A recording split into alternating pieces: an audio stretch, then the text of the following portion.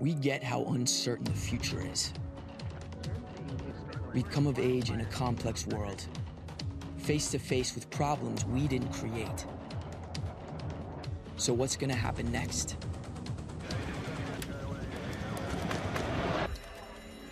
We are.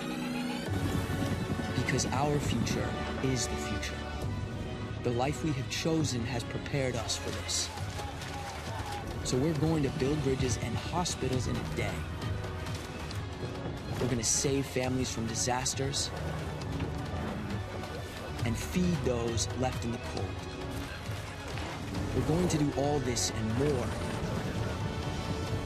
because we have an appointment with destiny. We invite you to join us. The next greatest generation is now.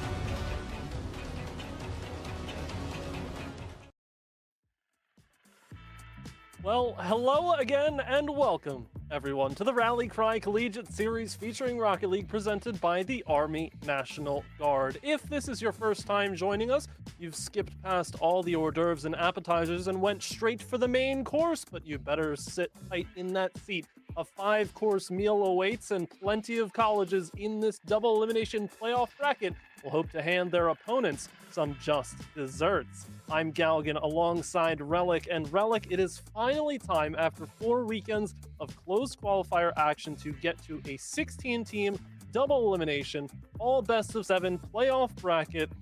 What is there to say? I mean, we've come so far and yet have so much more to go. Yes, indeed. Here at Cafe Rally Cry, we are honored to be your maitre d's. At least for today, we've got a special guest coming in Sunday. So this is really your only chance to have a look at this playoff bracket, Galgan, before that grand final next weekend. And it will only be that grand final next weekend. So we got to get through a lot of action here today. And boy, oh boy, do we hope that action is good. Because, of course, it's worth mentioning that this entire bracket has been determined directly via the league table that has been, of course, ongoing over the last 4 weeks. So if you have joined us now for the first time, first of all, welcome. And I would say it's a good stepping on point. But all of that lore, all of that history, it feeds into today, because I think it's fair to say, Galgan, that some of those early matches, they have some big hitters that will be heading down into the lower bracket at the first time of asking. And there are others who have stuck at it. They've stuck at the grind. They've earned plenty of points. And it could see them with a much longer upper bracket run than perhaps otherwise would say so. I'd certainly have to agree, and we'll dive deeper into those matchups. But first, let's talk about why these players are here in the first place, the prize pool that they have been fighting for all tournament long. Finally, they can see the light at the end of the proverbial tunnel, and for the top 4 teams in this event, that Rocket League Series total prize pool of $6,000 goes halfway to the winners at $3,000. 1.5K await the runners-up, and $750 for both 3rd and 4th place in this particular tournament. So a top 4 finish is the aim and the name of the game. Speaking of games, plenty of games across the Rally Cry Collegiate Series, so make sure you're checking out all that action as well, showing some love to every single game, every school, every player. But we're fixated on Rocket League right here, right now. This first round of action in the massive double elimination bracket. Plenty of early matchups that are going to be highly entertaining, but I think we've managed to pick one for stream that is going to be close, theoretically. 2 teams that are very hungry have shown up to multiple weekends of the closed qualifier and want to prove their worth, prove their mettle for everyone else. It's the New Haven Chargers against the Fisher College Pescados. But before we get deeper into that one, Relic, some of those other matches, I'm looking very specifically at the 5th seed versus the 12th seed, which I say that seed. now, but those schools sitting in that position, I don't know. Listen, so Boise State, fair enough. They won a singular week, 100 points in the bag, and they actually go on to win a tiebreaker match against Oklahoma Christian, who also won a week and then just didn't turn up again, quite convincingly as well. I think 4-1 was the scoreline that I peaked there, so certainly looking pretty good on that one. Or it might be 3-1 actually. I can't remember if it was best of 5 or best of... Anyway, point is, it wasn't like super close. Pretty convincing from Boise State. And then you have Maryville. Oh, Maryville. Where do we start? I made a how the cookie crumbles joke when we talked about them in week number 1, and then we didn't see them since. The problem being that they didn't win week 1. They only picked up 25 points, and they didn't turn up again. As it so happened, those 25 points, Galgan, were enough to see them through to the top 16. But they're facing Boise State. I mean, this matchup could be grand final material. And hey, it might still be. That's part of the joy of having a double bracket elimination system. One of these teams could drop into the lower bracket and then do a whole redemption tour through the lower bracket. Everything's fine. We get a big grand final rematch. It would be exciting, but it just feels weird. I mean, that's a first round matchup, and we're not going to be talking about it either because, bless them, they have requested, I think it's Maryville's requested not to have it streamed because they're doing a LAN. And understandably, there's a lot of compromising that they've had to do to be able to make it here. But no, we're going to be focusing in on the University of New Hampshire versus Pescados, Galgan. And this one, I feel, is a cracker as well. I think, honestly, as much as I would have loved Boise State, Maryville, this one's got all the hallmarks of a Game 7. Both of these teams made it through to the semi-finals of 1 week each, albeit once they got there, they lost in sweep fashion. They are as proverbial middle of the road as you could get, and yet one of them is going to be heading through to the quarterfinal stage of this upper bracket. So certainly a high reward on offer, or is it such a high reward given that your most likely opponent in the next round would be Drexel Dragons' #1 seed? At the same time, a team like the Drexel Dragons is a team that both of these rosters in front of us want to prove that they can beat. And while they may have failed to do so in the actual closed qualifiers, getting a win here, securing the momentum, you immediately play the next round upon the conclusion of this one. It works well for both teams, and I think New Haven are a side that didn't have the highest of expectations behind them coming in, but they've been proving people wrong. The Fisher College Pescados, I mean, you say the name Fisher College and you immediately start to think about some of the great CRL players we currently have in the scene. This roster, a bit lower down on the pecking order, but still, Fisher College has enough faith in them to bring them under the wing of said Falcons. Those Pescados, though, they gotta learn how to swim before they can fly. First appearance on stream for the New Haven Chargers. Good to see them in action. First time on stream for Mex Cynical, stepping in for the Pescados here today. So a substitute already, not ideal for Pescados, but then again, this is the Rocket League esport that we're talking about here. An esport legendary in some regards for having super subs step in and make a big difference when it counts. Speaking of, that was a great opportunity, but it's straight off the crossbar, back in. Oh, it's off the post. Finally put home the third bite of the cherry. It's Tasek 1-0. They'll take it however they can get it. First minute of the first game of a best of 7, but something that New Haven cannot get caught doing in this series is chasing the ball like that.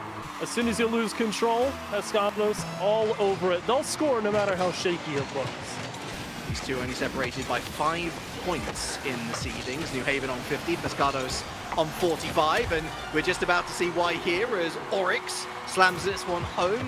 Mishy-mashy sort of defending here from New Haven. Kevin meandering. Kasek misreads it on a plate for Oryx, part of the Pulse clan, don't you know? 1-1. A very nervy start, though, it reads. Obviously, the slow play on defense at the top of the box, you could write an entire dissertation about how that's usually not the move, but I can understand it from the perspective of wanting to gain control, lock yourself in, and just relax into this series. You know you're going to be playing a lot of Rocket League today if you keep winning, or at the very least keep hanging on in these series. Both of these teams would like to get out of here as fast as possible, even though 6 or 7 feels like the right landing spot. We're going to be heading all the way to the semi-final stage, and that's just in the upper bracket. There is, and I do not understate this enough, a lot of Rocket League to be played. Could not agree with you more. On top of that, you're the first series on stream too. A lot of pressure to be under to try and perform straight out the gates, and both teams have seen good opportunities come and gone. They've both taken a singular opportunity, but 2 minutes in, we're still no closer to finding any sort of breakaway form, and Kevin in field, that's a lovely passing play. Kevin with the pop-up, and what a great read there from Winsy. Good save away, back to Tasek, hitting that backboard, in comes Cynical! Oh, it's still not going to go in for him. Yes, it is, never mind. It hit every piece of woodwork before it finally decided to fall for him. Couple of slow shots finding their way in, but the accuracy was on lock, and a little help from your friends in New Haven on defense doesn't really help their case to get that ball clear fast enough. It's gonna be scrappy. I get the feeling that we're not moving away from that particularly quickly, which I guess stands to make the point, right? These Pescados, you expect the high-level individual mechanical plays to come out.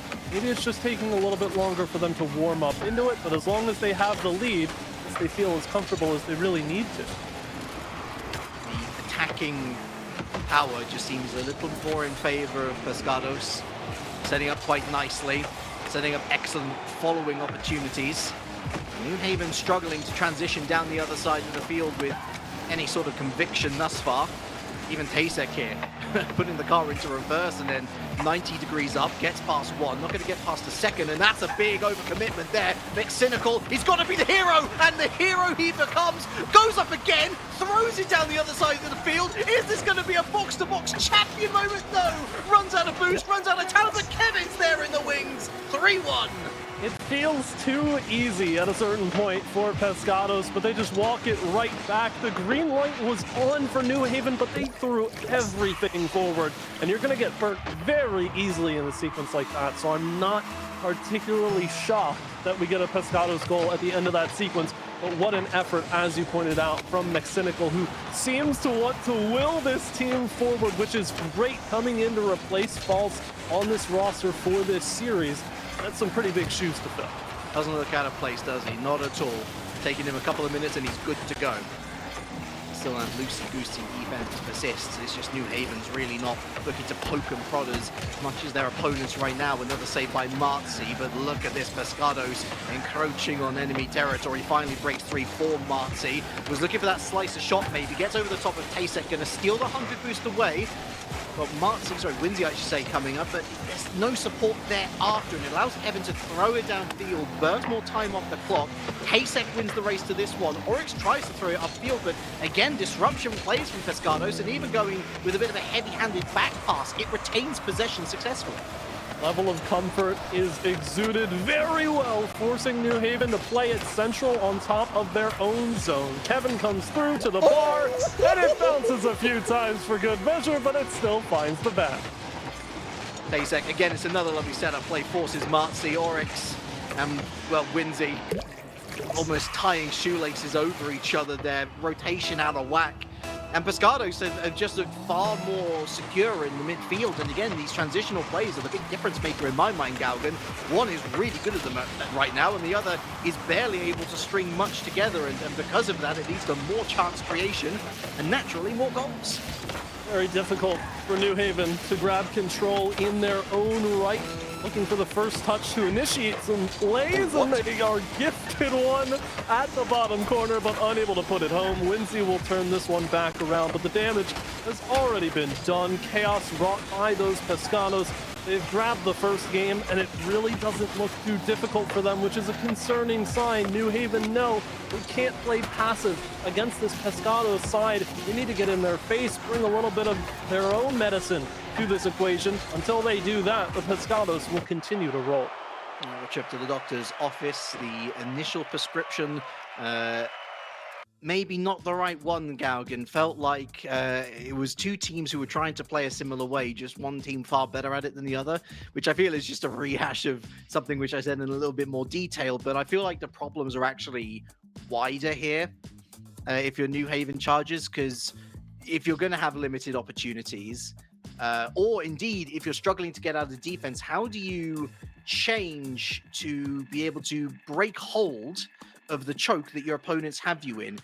Do you look for demos to relieve the pressure? Do you look to just hit it hard downfield? If you can't hit it hard downfield because you're running out of boost, well, how do you play it smartly out from the back? How do you lure your opponents in to overcommit to try and go down the other side of the field, like we saw Pescados taking advantage of? I'm not seeing much on that front to suggest that this team is able to adapt in game. I hope for their sake that the break is where we start to see that shift in momentum, because otherwise this is going to be a long and miserable series for them. But I think if you want to consider what these teams come into a series like this with, and you use the bias of what they did in the closed qualifiers and whatnot, New Haven managed to secure a healthy amount of points courtesy of that week 1 finish where they grabbed 40 points off of Maryville forfeiting that 3rd place match. So that obviously propels New Haven very far forward, but if you look at their actual tournament, it's a Game 7 win over USC, a 5-game win over Rowan, which is a school that we did not see past that first week, and then a sweep loss to Oklahoma Christian. So you do start to ask questions for New Haven. Where are these results against not just teams at the top of the table, but those surrounding you, including the Pescados, who feel like they are exactly where they deserve to be in terms of seeding, and yet have so much upsell potential that the sky seems like it's the limit.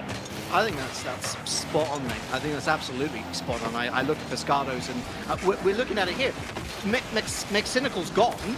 False is back in, so it might have just been a little bit of a late to the party situation for False, but the fact that they looked so accomplished with Mexinical in that trio, in that rotation, is just a demonstration on a larger scale of how adaptable Pescados are. They might not win every series, but you're going to get a hell of a series out of them. And what a way to start. What an entrance for False. Yeah, if Mexinical was trying to will Pescados through game 1, and then you bring False in, there's no way you call this a downgrade. No disrespect to either player, but this roster will stay level because it feels like one of the schools in this competition where they can do that. They can plug in different pieces at a time and still form a coherent game of Rocket League because they're just built that way. That's how these players have been trained. New Haven, on the other side, we know that they have it within themselves in terms of individual skill, but when you're playing against a team like Pescados who continue to make you look silly, it feels like your efforts become dampened as a result. I feel the benefit of the doubt is very quickly escaping my analysis of New Haven. Marzi simply has to read that better. I know it's a very decent ball off that backboard. It's, obviously not the easiest thing in the world to try and react to, but you've also got to play it incoming. Goodness, that was so close to 3, wasn't it? You also have a player incoming who's clearly going to go under you because you've committed yourself so early on in that defensive action. Here's False again, just styling on Winsy for free. Kasek hits it to the backboard as well. New Haven Chargers do not have a moment's notice to breathe, Galgan. This could get very ugly indeed. The amount of time this ball is spent in the air in the blue half, you'd think there were rumble-type magnets just waiting in the walls and the ceiling. But Pescados have that airspace to work with. Even now, we have False just kind of waiting for backshoots. Even though the ball's going towards the Pescados net, it doesn't matter. I talk about the level of comfort, and there's no greater sign than right now where Pescados quite simply cannot be asked to go for a couple of the challenges that go their way. They'll still find the shots they want. They'll still force New Haven into awkward positions, and ultimately it's not going to formulate much. At least that's the belief that they hold. It takes an effort here from New Haven to try and shake up that narrative. Proverbially speaking, Marzi and Oryx are not even speaking the same language, let alone thinking on the same wavelength. That's now twice in both defensive and offensive phases where it's been very clear what they should have done and they didn't do it, whether it was someone having the easier clear or whether it was someone not clearing quickly enough to enable the other guy to potentially set up or maybe even just go for a straight shot. Pescados, I feel, will feel a little aggrieved that they haven't been able to open up this 2-0 lead, especially if that was on target, which it was. Marzi denied by False, who has made a big impression in game number 2 here. That's a great setup. That's almost a great goal. Marzi from box to box, but the wrong way around. It's another big save. False, a bit too far forward. Demo, there's the big clear for New Haven. Kevin has a little bit left on the plate here to clear from the corner, but 2 stacked up for New Haven. They don't have a shooter. They both went for the passing lane. Kevin will get this one off the clear and drop it down to the top of the box. But again, Pescados don't feel the time rush to push up right now. They've got a 2-0 lead. They've got all the control in the world. They force everybody from New Haven up early. Oryx gets a good jump on this ball, however, but with no boost left, Tasek bails out the play, gets Pescados clear again. Only one shot finds its way on for now. Kevin pancaked against the back wall to get it clear once more. As Tasek goes against two, finds an open lane. Pass. It seems all but secured, and indeed it is as Tasek circles back around. And I love Tasek pumping on the brakes. As soon as he adds this lift, he knows he's got to stay a little bit further back. Fultz was being driven further and further eastward. So Tasek, because he's opening up that shooting vector, he's able to effectively walk that into the back of the net. Just a lovely power play again from Pescados after New Haven, not for the first time, find two players in the same position, both completely removed from the transition. Entering into consolation territory from New Haven, which is a tough ask. Going down 0-2 in the series in such a fashion, it has been a slow crawl to get this team going. And to your prior point, feel like they need to be on speaking terms in a language everybody can understand. Winsy with no boost as the lead challenge. Not going to get anything done. Marzi has to play this off the back wall. And slow to do so, keeps away from Kevin. The false will secure it anyway. Tries to go for the bump, clears the lane for Tasek. And Pescados just know what they need to be doing at every single step. I just don't quite know what Oryx was going for here. Fultz had literally living inside Oryx's head, rent-free.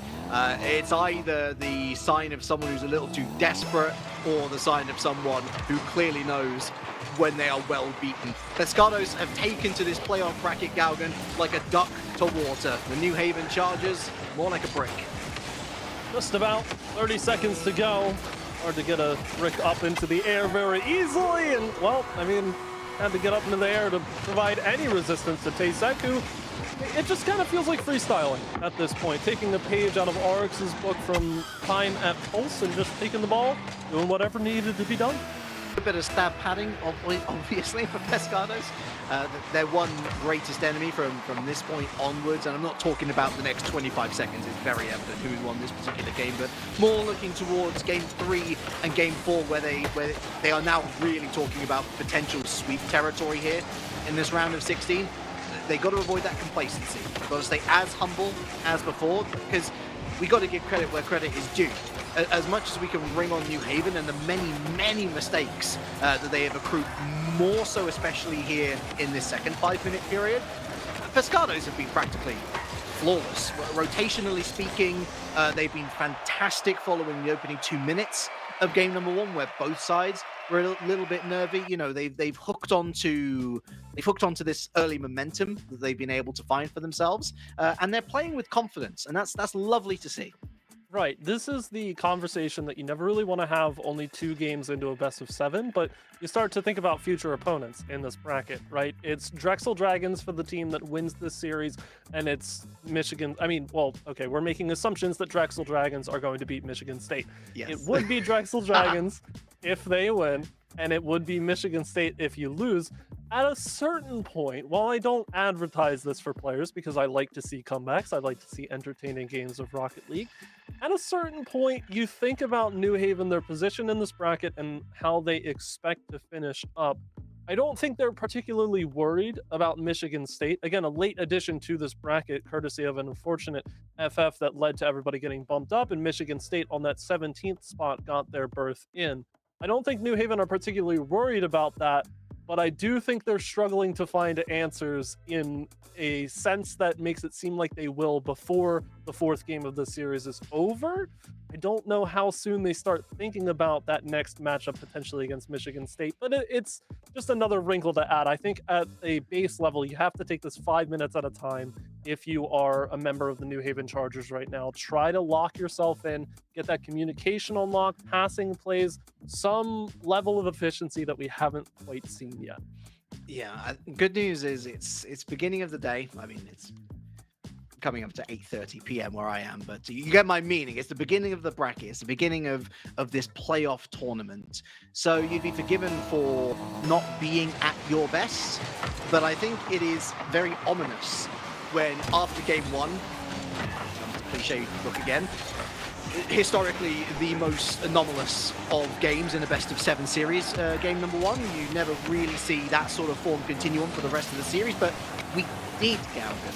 Game number 2 was arguably worse for the New Haven Chargers than game number one. Certainly the scoreline suggests as much. So now we need to see New Haven digging themselves out of a hole that they have very much dug for themselves.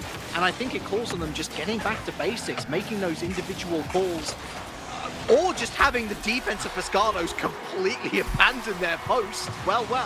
Yeah, if the Pescados want to drop their shovels and stop digging for a little bit, Tasek removed. I mean, that clearly opens up a lot more opportunities, but New Haven, they take advantage. It's an early strike here, and listen, any foot in the door is a good one for New Haven at this point. Please don't immediately score off the kickoff.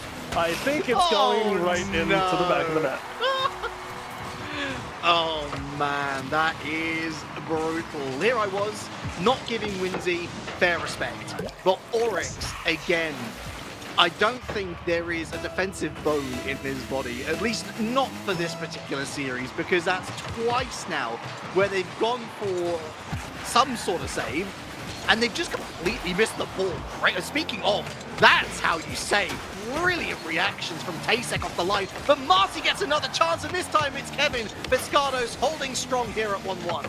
They even really said, what if we get another kickoff goal? I think that would be even funnier, but denied opportunity of that chance. Two strong shots, two better saves. False tried to get the self-dish. It's still going to bounce to the bar, and a clear side from Winsy at least delays what feels like the inevitable Pescados re-aggression on this push. Midfield line, big miscommunication there. One jumping quickly. False and Kevin both commit for this ball, so New Haven can breathe a little sigh of relief that Pescados didn't immediately punish, but at the same time, you've got to be cleaner at the midfield line.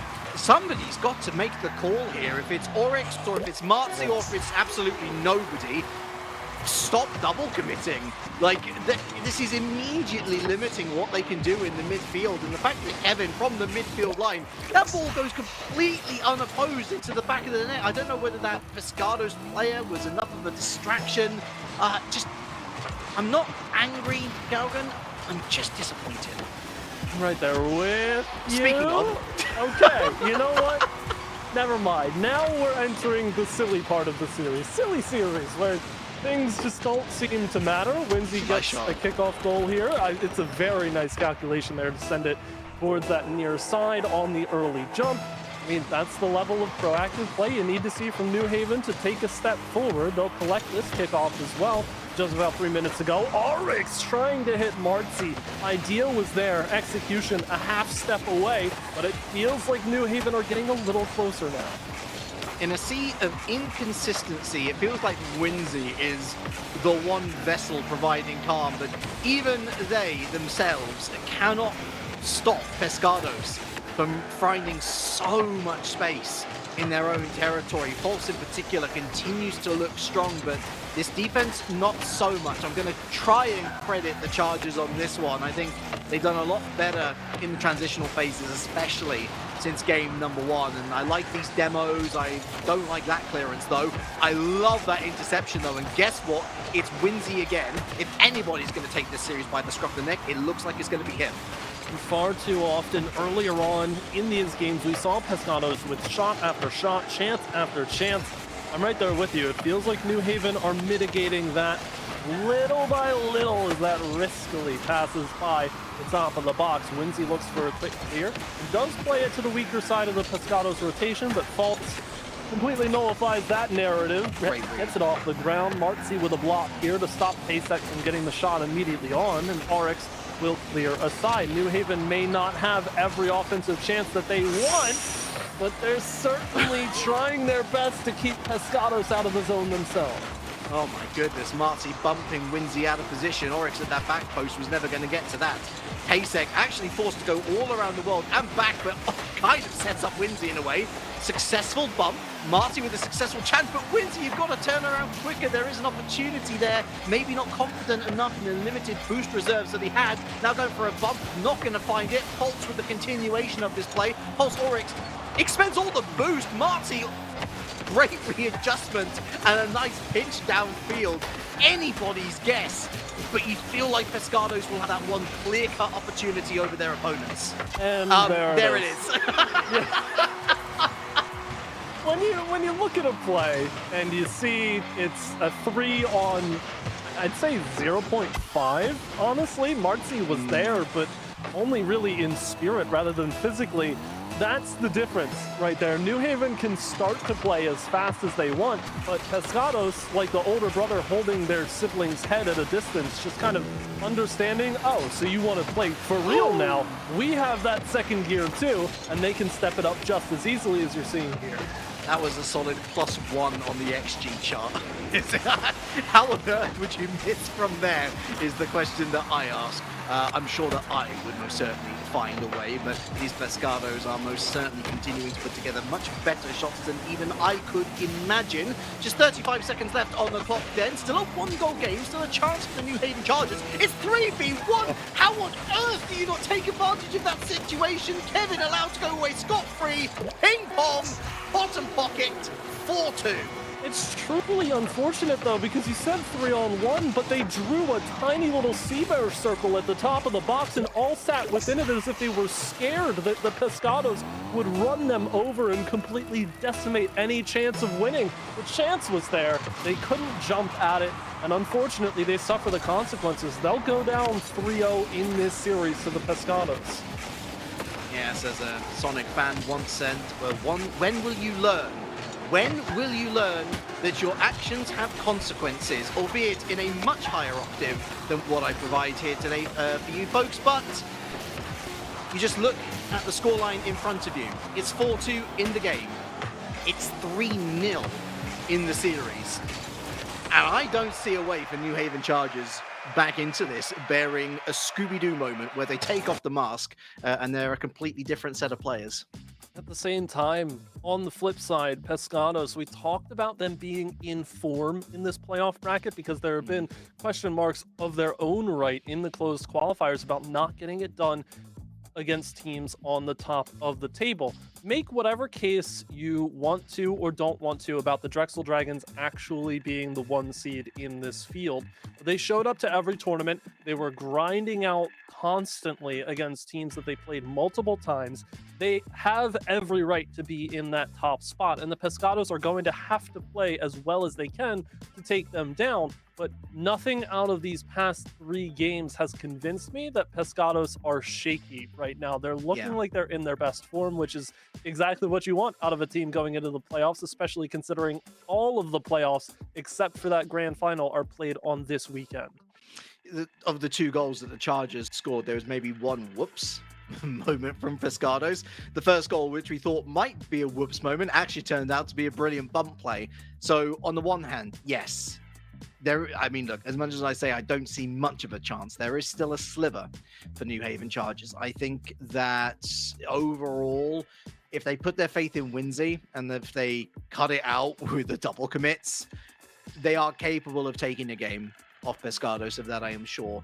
But they've given Pescados so much confidence over the course of 15 minutes now, where even if Chargers score, you don't see them keeping a clean sheet, most certainly. And if you don't keep a clean sheet, then you're giving your opponents even more confidence to think that they can go ahead and win the game.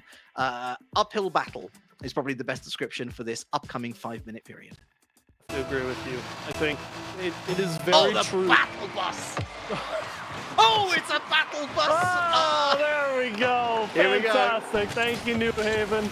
Triple battle bus loadout.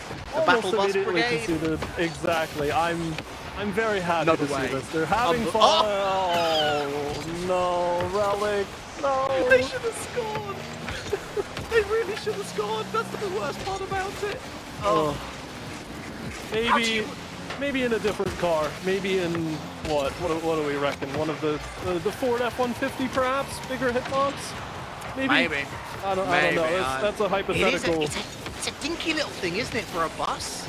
Yeah, it's very, I mean, speaking from my experience, because we know how good of a player I am, it just feels so top heavy to the point where it almost feels like you don't have a back end of your car, which can really throw you off. But hey, if New Haven get out to a 1-2 goal lead in the triple battle bus setup, I think they're just the greatest team we've ever seen.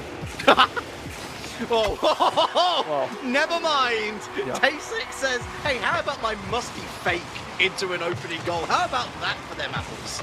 Yeah, there's only so much fun you can have playing against a player like Pasek, because I feel like there are few players in the collegiate scene that can equip the Dominus and I go, okay, it's just over. We get a little bit of a Spanish attempt, potentially, on the kickoff, so the full fun effect is in for New Haven. I think they realize where they're going in this series. They've still got some time to play this out, but at the end of the day, I mean, those Pescados, they're gonna use this to keep on rolling. It's a little bit of a way to keep your hands warm, I guess. They're called Fisher College, but I mean, they got a bird for their mascot, but they are sending the horses to the bottom of the ocean, it seems. 2-0, opening 1 minute 20. And yeah, this kind of feels, I mean, they've gone for the full send kickoff there, New Haven. I don't want to say it's over, but everything in my essence is telling me that this is over. But hold that thought, folks, because that's an opportunity, and they still don't score.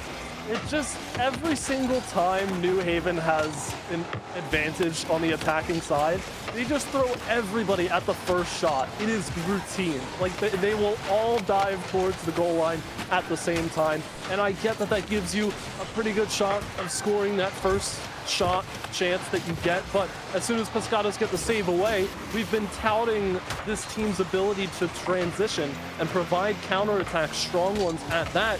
You really can't back the Pescados to miss on their opening opportunity. So when you commit so far forward for a chance like that, New Haven, you're counting yourselves out on the transition. Oh, the post just a bit too wide out. Oryx puts it home, and we've got a battle bus goal. We got a battle bus goal. We got a game. It's a one-goal game. Admittedly, Marzi has all the time in the world to set this up. Both Pescados defenders miss. It would be harder for Oryx to miss from that position. Gets it on target. Maybe makes something of this story that we thought was over. Well, speaking of over, one of the series has already come to a conclusion, Galgan, and I would describe it as a bit of an upset. Oakland takes down Ohio State Grey 4-0. Another result has just come in, perhaps a little more expected. Oklahoma Christian dispatching of Cal 4-0. To be completely honest, I don't know if I'm on the upset train with Oakland versus Ohio State, but that's debatable. I think a sweep is a big result, and it shows yes. that Oakland are back and ready to play. Speaking of sweeps, the Drexel Dragons take a sweep over Michigan State, so that result is locked in as well, and that means I am 3-0 in my predictions so far that I didn't say on stream, so they don't count, but with 2 minutes to go, if the Pescados win this series, I keep on rolling. I believe you, mate. I believe you, and that's the most important thing here. It's cast for solidarity. That's a great opportunity. Mart's got to turn around quick here, and Tasek doesn't go for the throat. To be fair, he didn't need to. They've still got that 1-goal advantage, but I mean...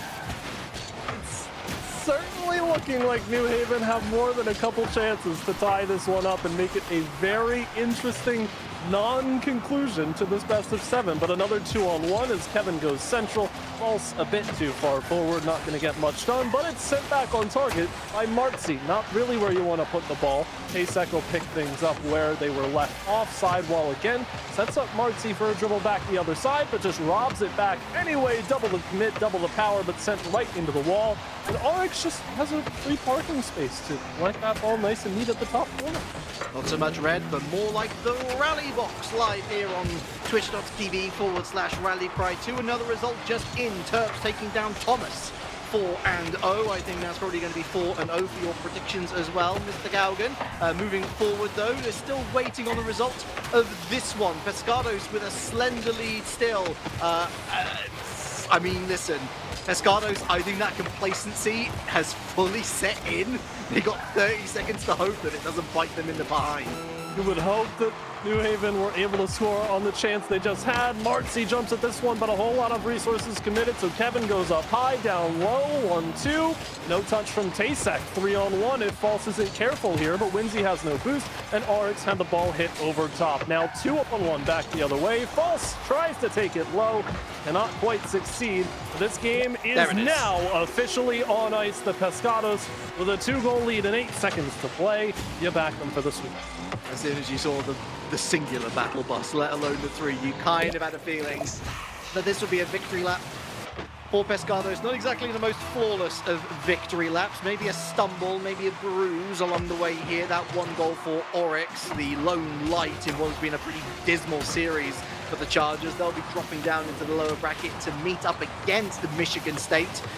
One more for the road, I guess, for Oryx. But the damage has already been done. It is Sweep City here in the round of 16. And for, oh my goodness, I've completely blanked for the Pescados. They join that elite heading into the quarterfinals of the upper bracket. And you know what?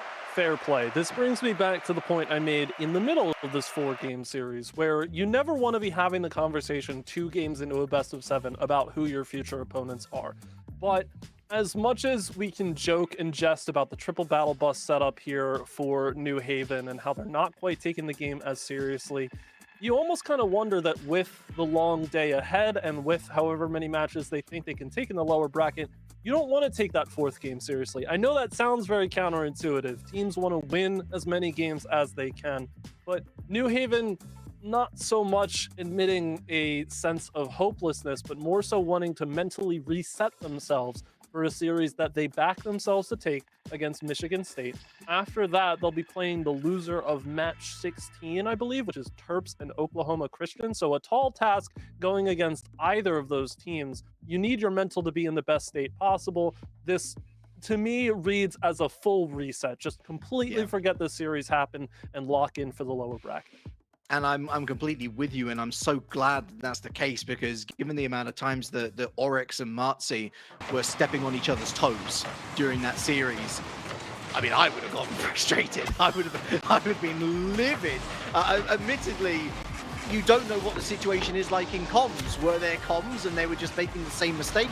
Were there no comms? Was nobody taking responsibility or leadership of the situation? Again, the only player who seemed to have any sort of consistency was Winsy, who I think is definitely the one bright spot for the Chargers heading down into the lower bracket. But if they are able to just laugh it off and say, man, that was that was garbage, let's go again, got ourselves, you know, a lower bracket still ready and waiting for us, I think that's highly, highly commendable. Meanwhile, for the Pescados, right? They go out of this, it's a sweep, it's quick and easy for them. Everybody's looking solid, even with the early addition of McCynical instead of False. Game 1 looks solid. False gets into it game 2. Pasek has a very, very regimented and locked-in series, and Kevin as well, setting opportunities up. Just the threat of plays that can happen from Pescados. They're going up against Drexel next. Then, if they go further than that, they've got, I mean, we're looking at Southern Miss Coca-Cola or the winner of Boise State Maryville, which still hasn't been reported. So a whole lot of hypotheticals to play with, but Pescados need to look as solid as they possibly can early on. And I think that's what they've proven here. They look as good as they can play against this level of competition. They know it has to hit another gear as they move further into the upper bracket. Hopefully they've got that locked in. Most certainly. One more result to bring to you, and after basically a culture shock, I think, last time out for the UT Dallas, where they fell out of the bracket in spectacular fashion, they're kind of back to week 1 vibes. Try to sweep as UT Dallas challenge level impossible as Southern Miss Gold take a game off them. But keep in mind, this is Southern Miss Gold we're talking about, not MSU, their sister outfit.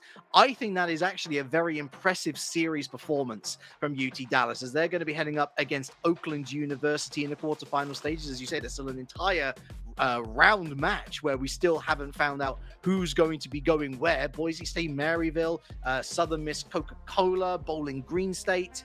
Oh, you know what? I got my Southern Misses mixed up. Never mind. I retract my statement.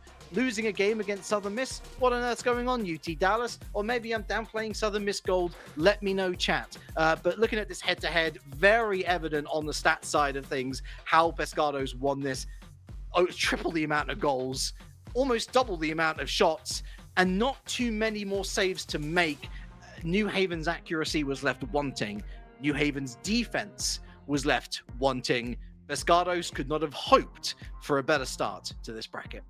So we'll see whether or not New Haven decide to encroach upon the territory of Michigan State with battle buses. I highly doubt it, but that's a question for them to answer in the lower bracket. We've got all but one result locked in. That is that Boise State and Maryville University series still waiting to be decided, and I expect it's going somewhat of the distance. Not so the case in Southern Miss Coca-Cola's favor. 4-0 sweep for them against Bowling Green State, which does make me 7-0, but listen, I'm not going to gloat too much. You know, I may have a gigantic brain in this skull of mine, but I'll keep it under wraps for now because we've still got so much more of this playoff bracket to go. Upper bracket round 2 is getting ready and locked in, and when we come back after this short break, we're headed down to the lower side of things in the upper bracket, of course, to show you the Terps Esports and Oklahoma Christian matchup. It is sure to be a fantastic one. We can't wait to see you there.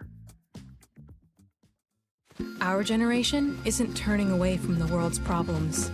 Watch us fly ahead, rise to every challenge, and overcome anything. Watch us become the next greatest generation.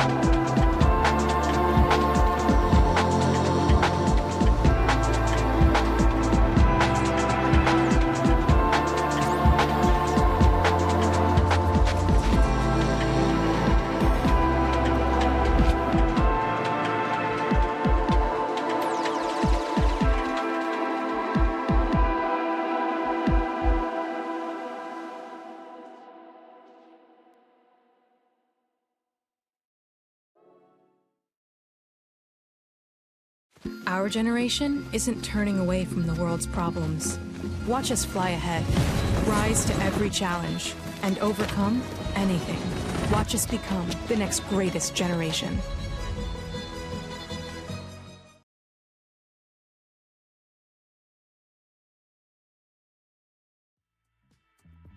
Yo, yo, yo! Welcome back to the Rallycry Collegiate Series Playoff Bracket. Relic and Galgan with you in the house. A house of ruckus and sweeps, mostly speaking, that is. A round of 16, where a number of teams have already fallen into the lower bracket. A team which has already fallen out of the bracket in its entirety, Galgan. There we were, thinking a full reset of the mentality for University of New Haven. Decided to forfeit their match in the lower bracket. But never mind them. We're sticking up in the upper bracket with Terps and OC Esports. Now, they faced each other before. It was week number 1. Terps lost 4-0, but we reckon that it might be a lot closer this time around.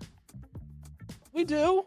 We certainly do. There are thoughts that it could be closer. I don't know if I am as convinced as I could be, but the point still remains. Terps have gotten stronger as the weekends have gone on. That much is true. We haven't really been able to watch Oklahoma Christian, at least in the context of this Rally Cry Collegiate Series presented by the Army National Guard. They've been playing in other tournaments as well outside of this, some show matches and whatnot. They have been, or rather, Boise State has been living rent-free inside the heads of Oklahoma Christian for quite some time as it's sort of a boogeyman matchup, but they won't have to worry about Boise State theoretically for a couple more rounds. Here, instead, you laid it out perfectly. There is history between these teams in the Rally Cry Collegiate Series. Oklahoma Christian did not drop a game on their conquest to win one weekend and peace out until playoffs. Let's see if they can do it again against the Terps Esports side that has theoretically gotten stronger as they've gone along. Have they learned enough to right the wrongs of week 1, or is this another trip for Oklahoma Christian? Easy one further into the upper bracket. One of the rare 4-man rosters that's utilized to its maximum. Terps Esports as well, running Hexy, Turtle, and JD Knight on this initial run out. Boog waiting in the wings, presumably, if they feel that he is required. By the way, Boise State still not done with that series against Maryville, so possibly going the distance. Oh, Hexy almost went the distance into the back of the net there. The post denying him the first real proper opportunity for the team running in blue right now, but it's going to be Chile! Lots of exclamation marks on the back of that and an exclamation mark pointer to start off this game number 1.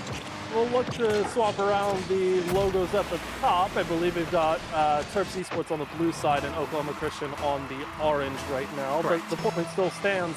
I mean, if you want to talk about the abilities of these players and what they're capable of, we've seen in the most recent RLCS split that just wrapped up for North America heading into the major, a couple of appearances from these Oklahoma Christian rosters. You had G-Man on G-Buffo making a main event appearance, which is always fantastic to see.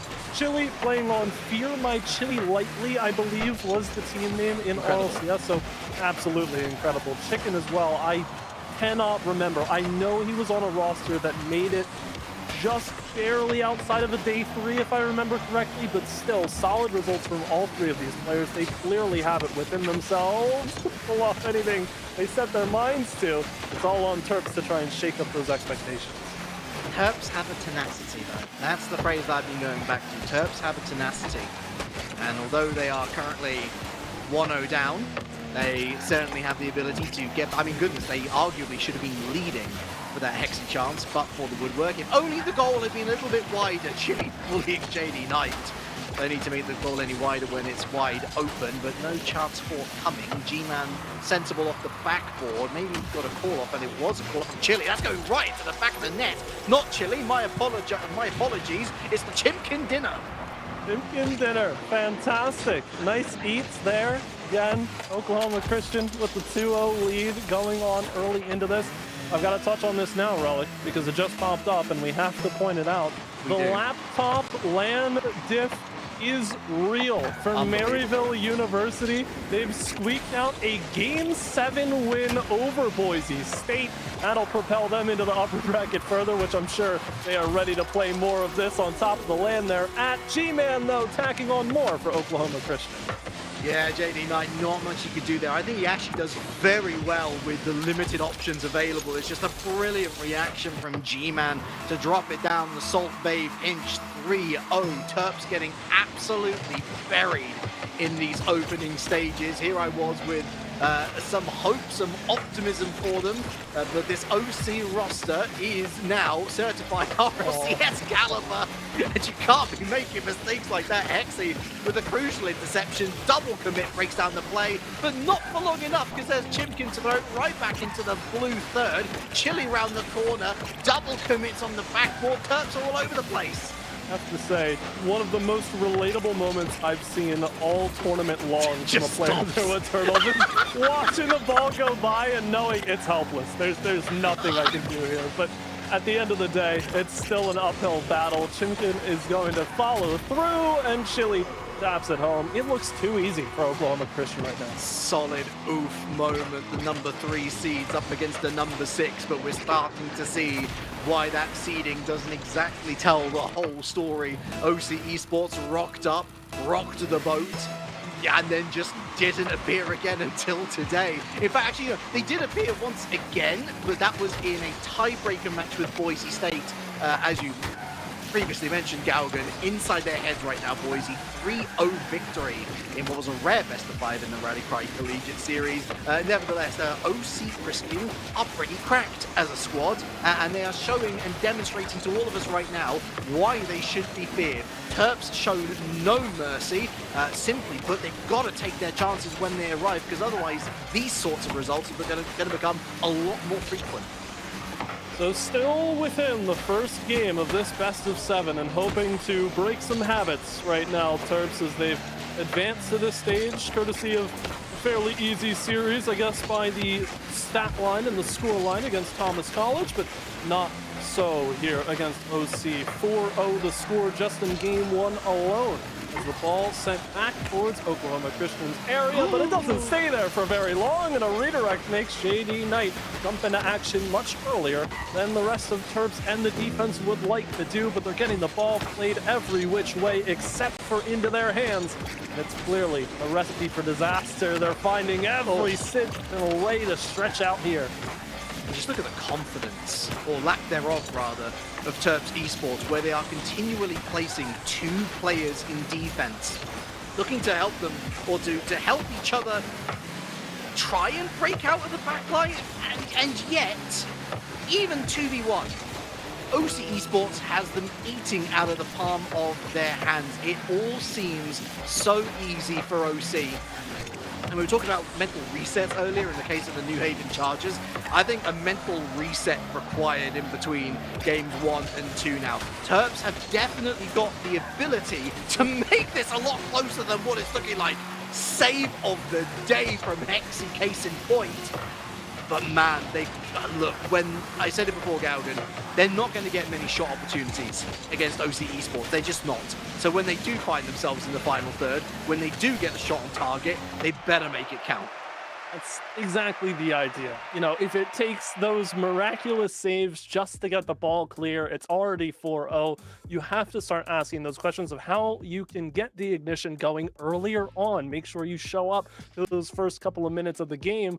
But I feel like in the context of what we've seen thus far for the matches on this stream, this is now our 5th game in a row where one team decisively looks stronger, they look better on the day, and there are a ton of questions that you can ask of Terps Esports. It's not like they haven't been in this position before. They've really had to grind for some of the later series in the closed qualifiers that they played, and let's not forget, they found themselves twice the victim of a Drexel Dragons team who was hot on the trot and managed to win back-to-back weekends in fantastic series. But at the end of the day, if they have those question marks about efficiency and closing out a series there, all of a sudden you put them up against a team like Oklahoma Christian, like Boise or Maryville, you start to ask a lot more questions.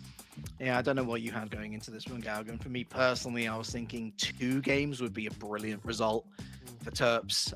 1 game probably expected if OC let off the gas for a little bit. Otherwise, this, you know, is a team that we are rightly expecting to be there or thereabouts in the top 4, maybe. I mean, goodness, they breezed through that week 1 opposition like they were absolutely nothing. So admittedly, although against the other quote-unquote top-tier teams, they might struggle, against this sort of opposition, all they've got to do is play the sort of Rocket League that we know they're capable of, and they shouldn't face too many trials and tribulations. But I wonder how different a game it would have been if Hexy had scored that opening chance, whether it would have rattled the Hornets' nest and they might have lost by even more, or whether it would have forced OC into a little bit more of an aggressive posture where they weren't so calm, rotating back to try and defend those counter initiatives from Terps Esports. Theory crafting, but interesting to think about nonetheless. Right, there are chances abound for both teams, especially Terps Esports. They've got to find them, they've got to work a little bit harder for them than they perhaps would like to. But I feel like for me, it all starts from having possession. It's an easier ask than it is to perform such a feat because Oklahoma Christian, these players know how to keep the ball away, take it to tricky spots, make sure the Terps don't have a chance to get to it. Even something like this, where everybody's committed far forward, it takes a real run of it just for anybody from Terps to touch the ball, and they still haven't done so in quite some time, despite all the demolitions. Forced now to make a save on the transition. That feels like a key difference in this particular series. How long can Terps keep the ball within their own legs? Chili, goal of the tournament. Oh my! You just had a feeling that he was ramping up for something. Every action in the 30 seconds that we've watched was decisive from Chili, handling it hard against the backboard, delivering it directly towards the opposition net, pulling out a worldie, but JD Knight should have made it not matter in the end. Oh, that is case and closed, I feel, on the problems that this Terps Esports roster currently has. We can't wait for Turtle to have his pop-off moment, Galgan. The others have to step up, and they do. JD Knight, instant redemption. It feels like Terps Esports got 2 chances at a layup in comparison to Chili's slam dunk contest winning performance. Like that is the comparison that we're drawing here. And they fortunately are able to score here. They tie it up early and try to cancel out some of that momentum, some of that movement. But again, it takes a higher level of effort here from the University of Maryland. They've got to prove that they can score the opportunities best presented to them because they've had their fair shake. It now comes down to a level of execution that you require from teams in the top 8 to get through in order to prove that they deserve to be here. Good shout. I think oh no, that is a horrible mismatch of a challenge for JD Knight. From hero to villain, just comes at that from completely the wrong angle. Bumper pass! It's Rocket League basics, and Chimkin is handed a freebie 2-1. Seeing so many players fall victim to that challenge off the kickoff. However, JD Knight gets it in a relevant spot, handled through the corner fairly well. You can see how Oklahoma Christian are happy to commit players close to the play because they're just freestyling out here against Terps who give them the space and set up potential to do so. Turtle with a nice read on this, took the early jump. Now JD with a decent chance at a redirect. Again, you can see the glimmers right here for Terps. They've certainly got chances. They have windows of opportunity that they can get through, but it's all in that execution. Now again down the field, Hexy off of JD looking for more. It's bobbled a bit by Chicken and not quite in a very proficient way, but another challenge goes the way of OC to get another clear and even less pressure exerted on this orange side. The demo on Chimkin, it means that Terps have a moment of reprieve as OC Esports look to retreat out and are forced to do so via Chili. That's actually set up Hexy. Goes for the top pocket. G-Man, good save. And that's another demo in the midfield. Chimkin getting his revenge on JD Knight. Hexy, that's a really smart stop. G-Man rides over the top of not one, but two. Hexy falls back again. Turtle near post, going for a short pass in field. Chili had to pull out. There's Chimkin again. Backboard, follow up, near post, not going to go in. Unfortunate, good attempt. Another ricochet away, and that's a lovely extra touch from Turtle. What I love about OC Esports, going back to your original point to start off this series, Galgan, They don't even have the majority of possession, I don't think. But it's what they do with possession which is most important. They are so definitive in each and every of their actions that unless Terps are on it, they're not going to be dealing with it. Feels like teams at a base level operate in the sense that they want to keep possession and they want to send shots on target. A higher level team like Oklahoma Christian and many of the other schools that we have in this tournament understand it's not always about putting the ball on net and making those opportunities go on target. It's more so about just keeping the ball away from your opponents, even if you have to back pass, if you have to go up high with the initial touch. As long as your teammates are on the same level of communication, they're able to read where you're going with the ball and you're not just taking it somewhere completely random for the sake of doing so. It turns into a very efficient system, and it's one that Oklahoma Christian own very, very well.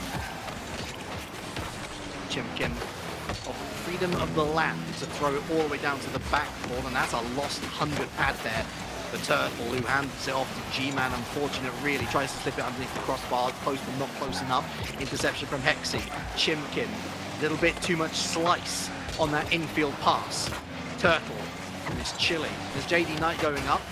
Manages to meet the ball successfully. That's back up to JD Knight, actually. Quite ingenious. Going for a bump as well. But Hexy! Brilliance! Somehow they get it to go. 35 to play. Turtle to JD. Connection high up in the corner, and it stuns all of OC. Chicken just waiting at the top of the box. Bright idea, but just a hair off of the flip. And that's all it takes. Terps back in it. They've got life again. We've talked often about the Terps and how they've had to react to their opponents. Hexy, if they're going up against opponents that they're going to have troubles with. Hexy's had to play that more defensive role, but that was the perfect call. The perfect time to move up, and JD Knight was trying to go for a cheeky near post shot there. Doesn't really come up for them, but Hexy's in the face of Chimkin once again, over one. All double commit, dangerous. A smart play from Hexy though, into the wanting hands of Turtle, but gives it straight back to Chili, who wins the challenge v2. JD Knight's got to slow this down. I think overtime, the best case scenario now for Terps, and they're not going to get it! Buzzer beater! And it's Chicken down from above the bar. It gets a little bit of help on the way in, but you knew this opportunity was cooking up something. That ball would have gone in anyway without Hexy's touch, and it's going to be an escape from OT, and OC takes game 2. Oh, that just felt like a lack of composure in the last couple of seconds from Terps. Just a little lack of composure. Get it across the line to overtime, and who knows, luck might favor you. Kick-off goal, you're laughing. But they always felt like they were fighting from behind over the course of that 5 minutes, Galgan. The good news in comparison to game number 1 is that they did successfully so. They managed to get it back to 2-2. Again, whether it was... I mean, if it was brilliant for like the ingenuity of it, or brilliant because they kind of fumbled their way into a goal, whichever way you want to look at it, it shows that they are still able to put goals in the back of the net. But do they have that final step within them to be able to take the lead and hold it with distinction against a team that is just scoring for fun right now?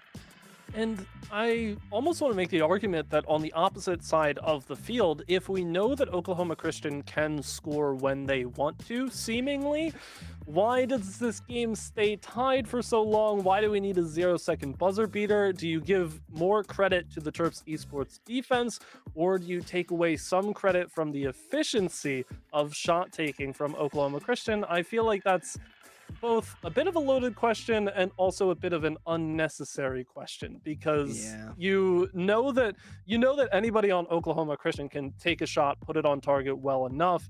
There's been some decent defending. It hasn't been, the most miraculous saves required. I feel like we're in a bit of a middle ground here where the defense is playing well enough to contest, but the offense, as you rightly pointed out, has to keep pace for Terps esports. They have to provide as many, if not more, threatening opportunities that Oklahoma Christian are able to. So that's a good jumping off point for them to try and take a game back in this series, claw their way back in. It's not like they're necessarily out of it, though. It's a good regain to at least threaten overtime after being shut out in the first game, but Oklahoma Christian, they don't really know how to slow down, do they?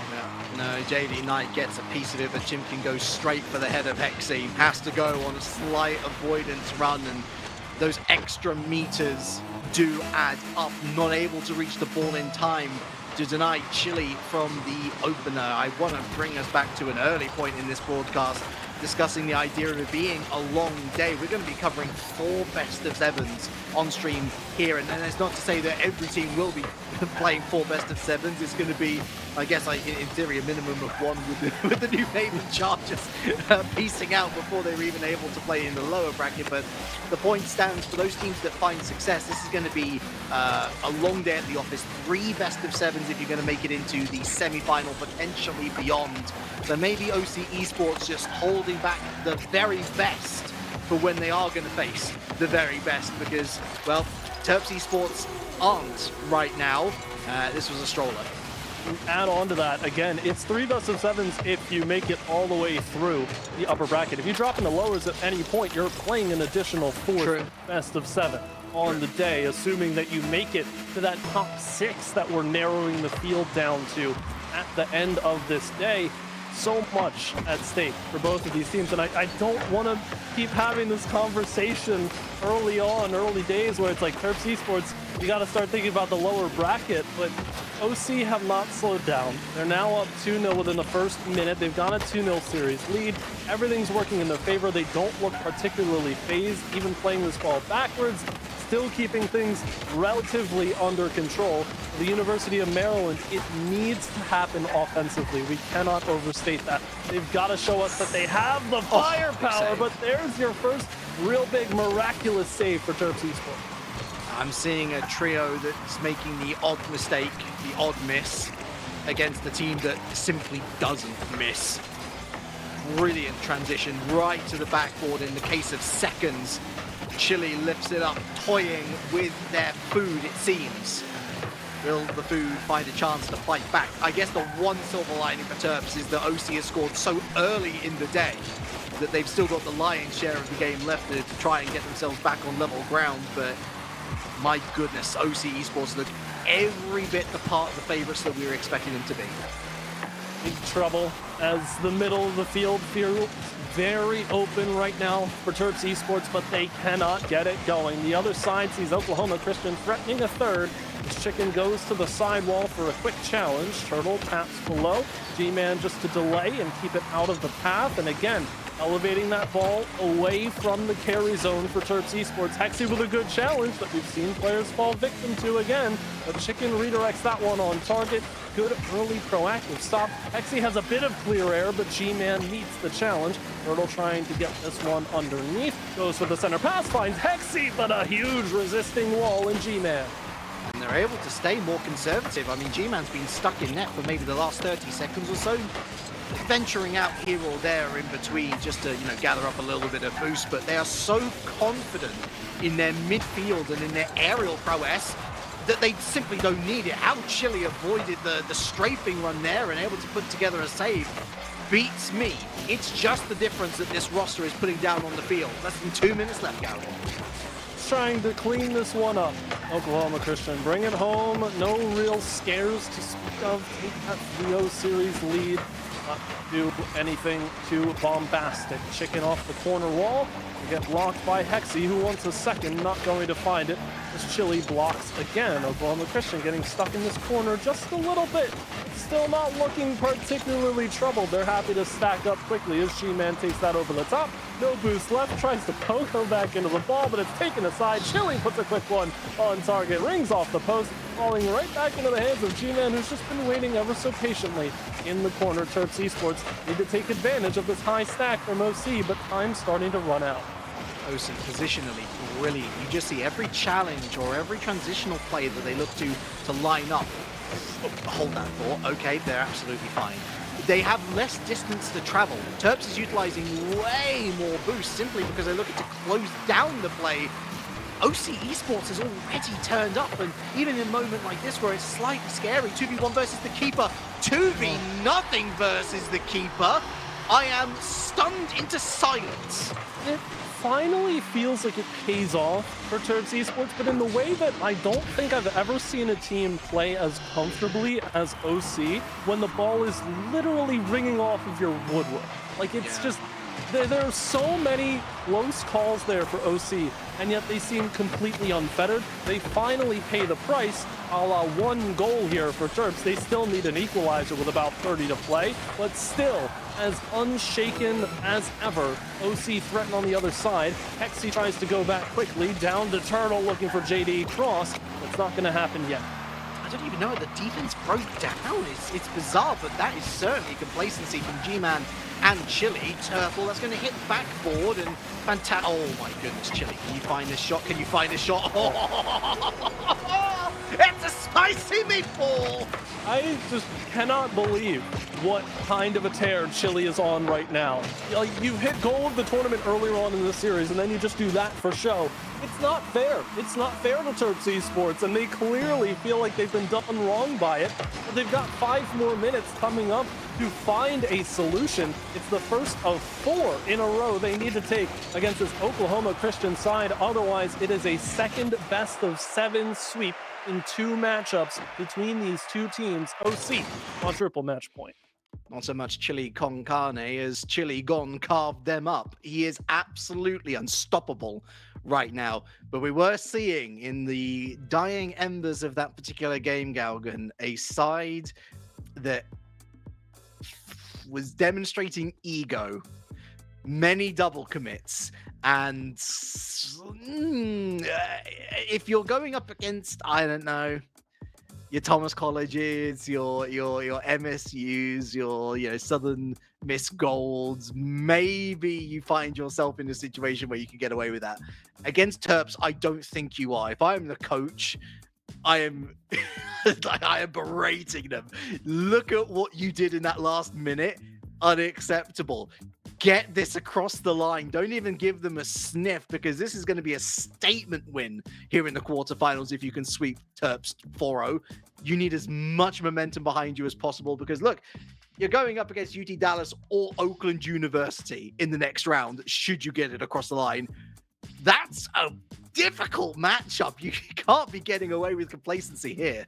It's not going to get any easier. And I do want to add on commiserations, of course, to our second eliminated team from this playoff bracket. It's Bowling Green State falling in a sweep to Boise State. I mean, listen, Bowling Green, they drop into lowers and they get either Boise State or Maryville.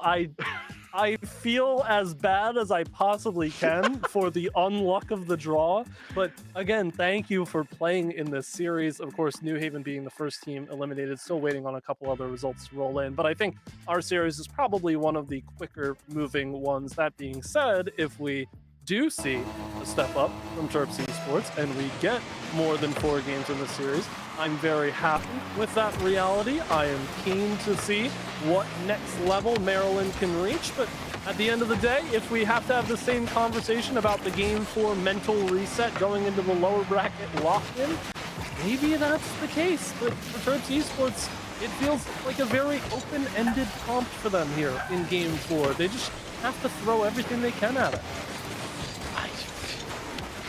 They either lose or they start winning games. I mean, there is no in between. So you might as well go for it. Absolutely right. Also, on that Bowling Green State, sometimes the universe really does have it in for you. I don't know if you're superstitious, but they were unlucky seed number 13 as well. So maybe there are some forces in the universe worth paying attention to. But the only force on this field that we've seen thus far in this particular series has been OC Esports. Even this, a good opportunity for Terps, kind of squandered by the double commit. Musty into G-Man, looking for that third touch, not going to find it. Hexy with the save, Turtle shuffles it out of the blue up.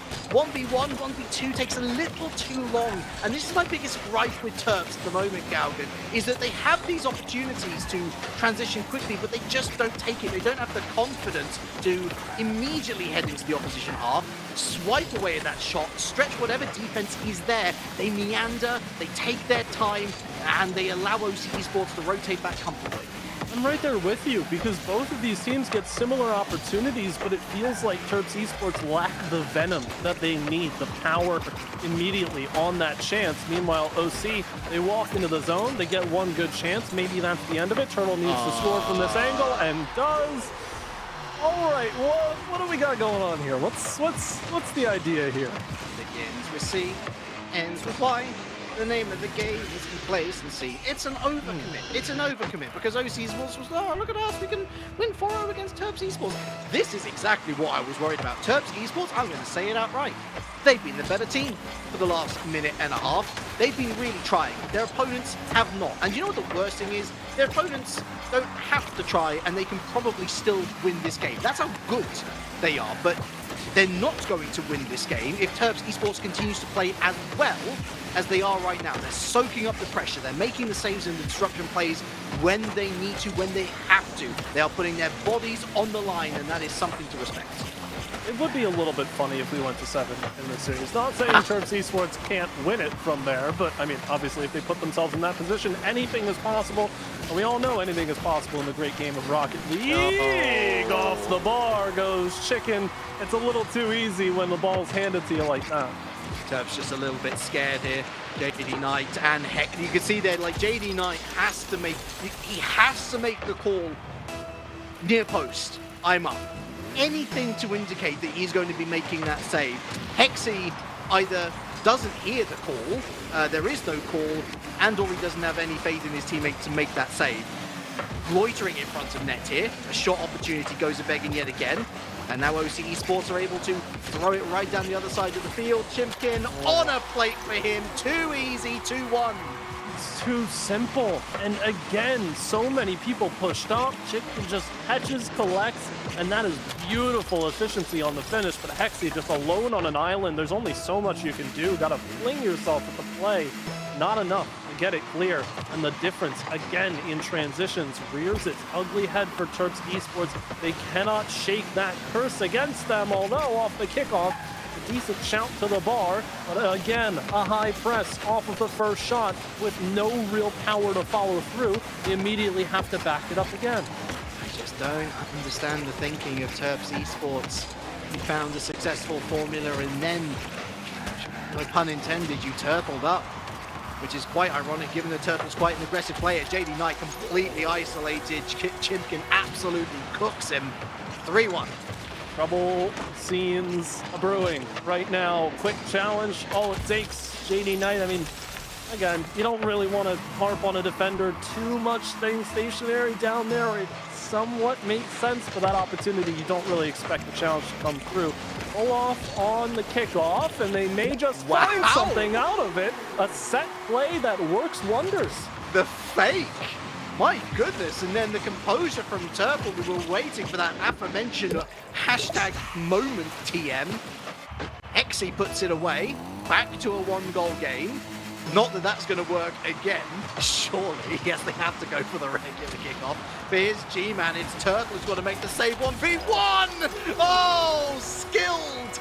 And it's so hard to be happy for what they did on the prior kickoff because now G-Man just does this. It's the threat of what could have been. Turtle was playing to that far side because G-Man's flip would have sent the ball over there, but not finding it, it all falls apart. No amount of reaction time is going to save you from a situation like that if you're Turtle. It's a 2-goal lead yet again. Low bouncer finds its way down, but blocked aside before it crosses the goal mouth there as Terps Esports just under 90 seconds to find a solution and claw this series back.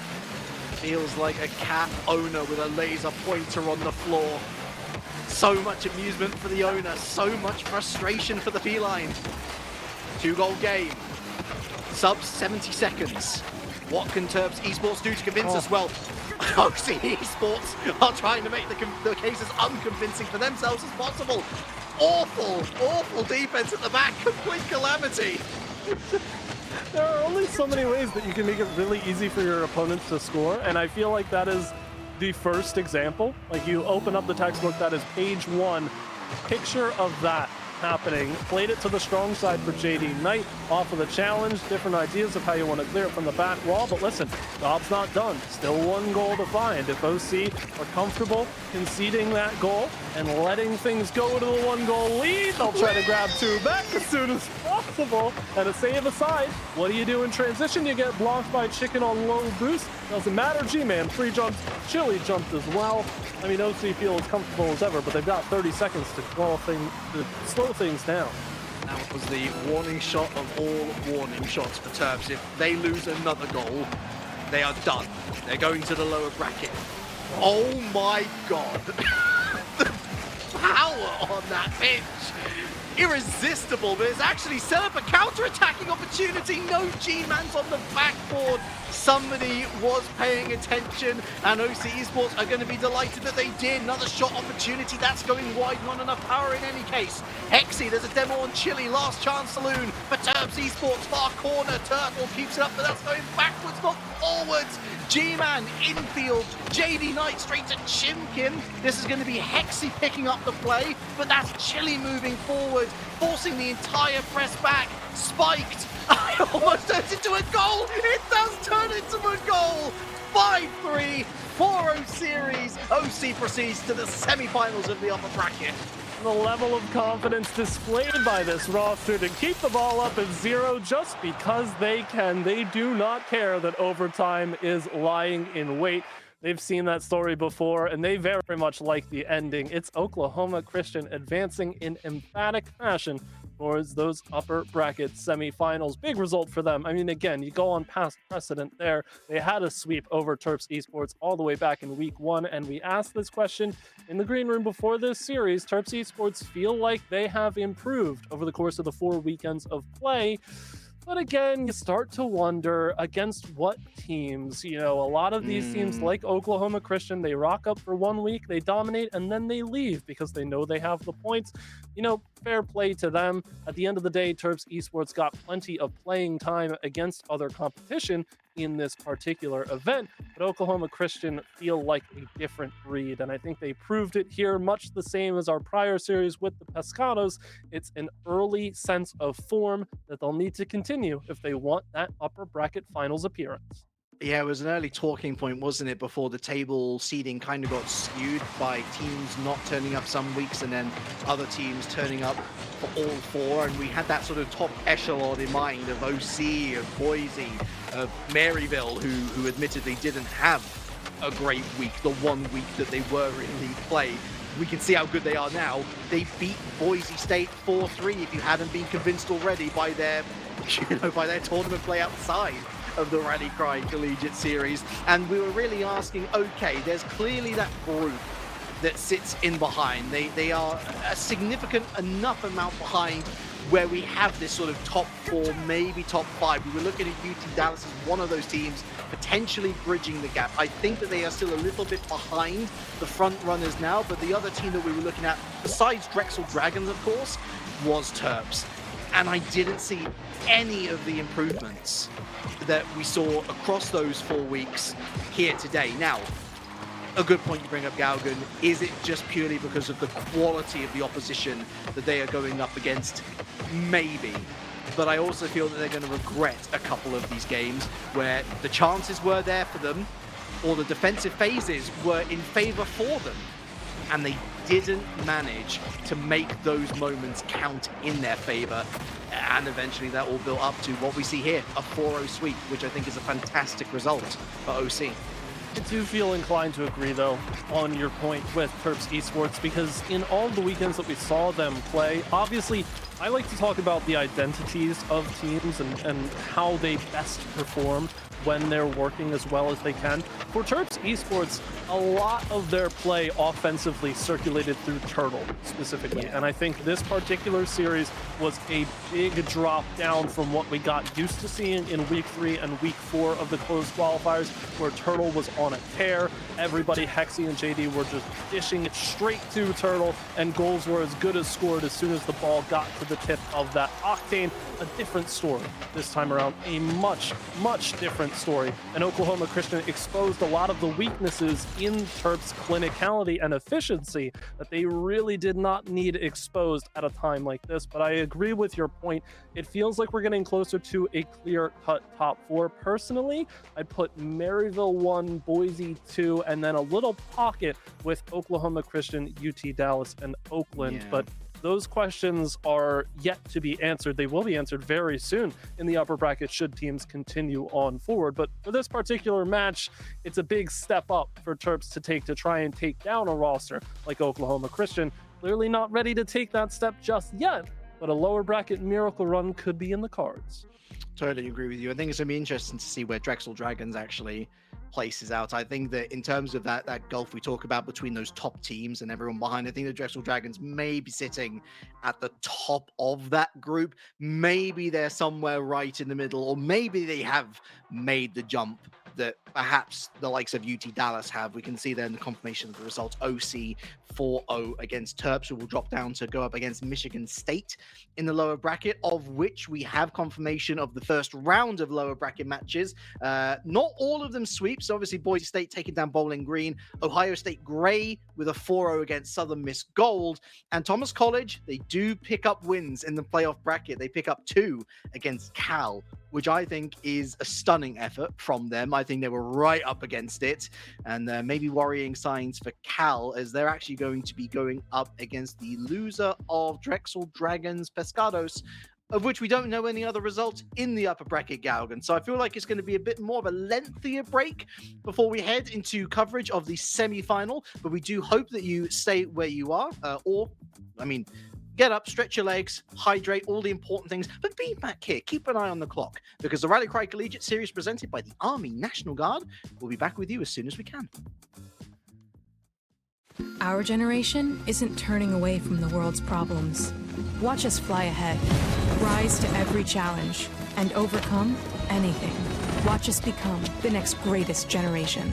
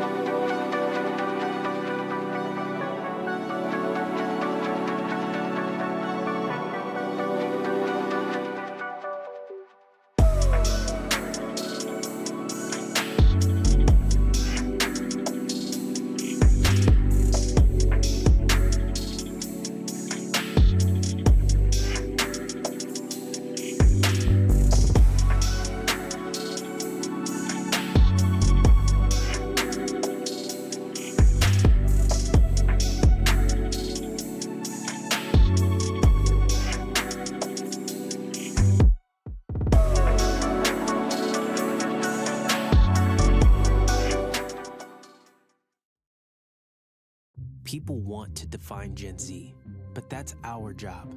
I wait tables, but last week I built a field hospital. I put out a forest fire. I stopped 1,000 attackers. And a natural disaster. I've saved lives. And led a team on patrol. I serve. Well, I go to school full-time. While I work full-time. The greater the challenge, the stronger we become.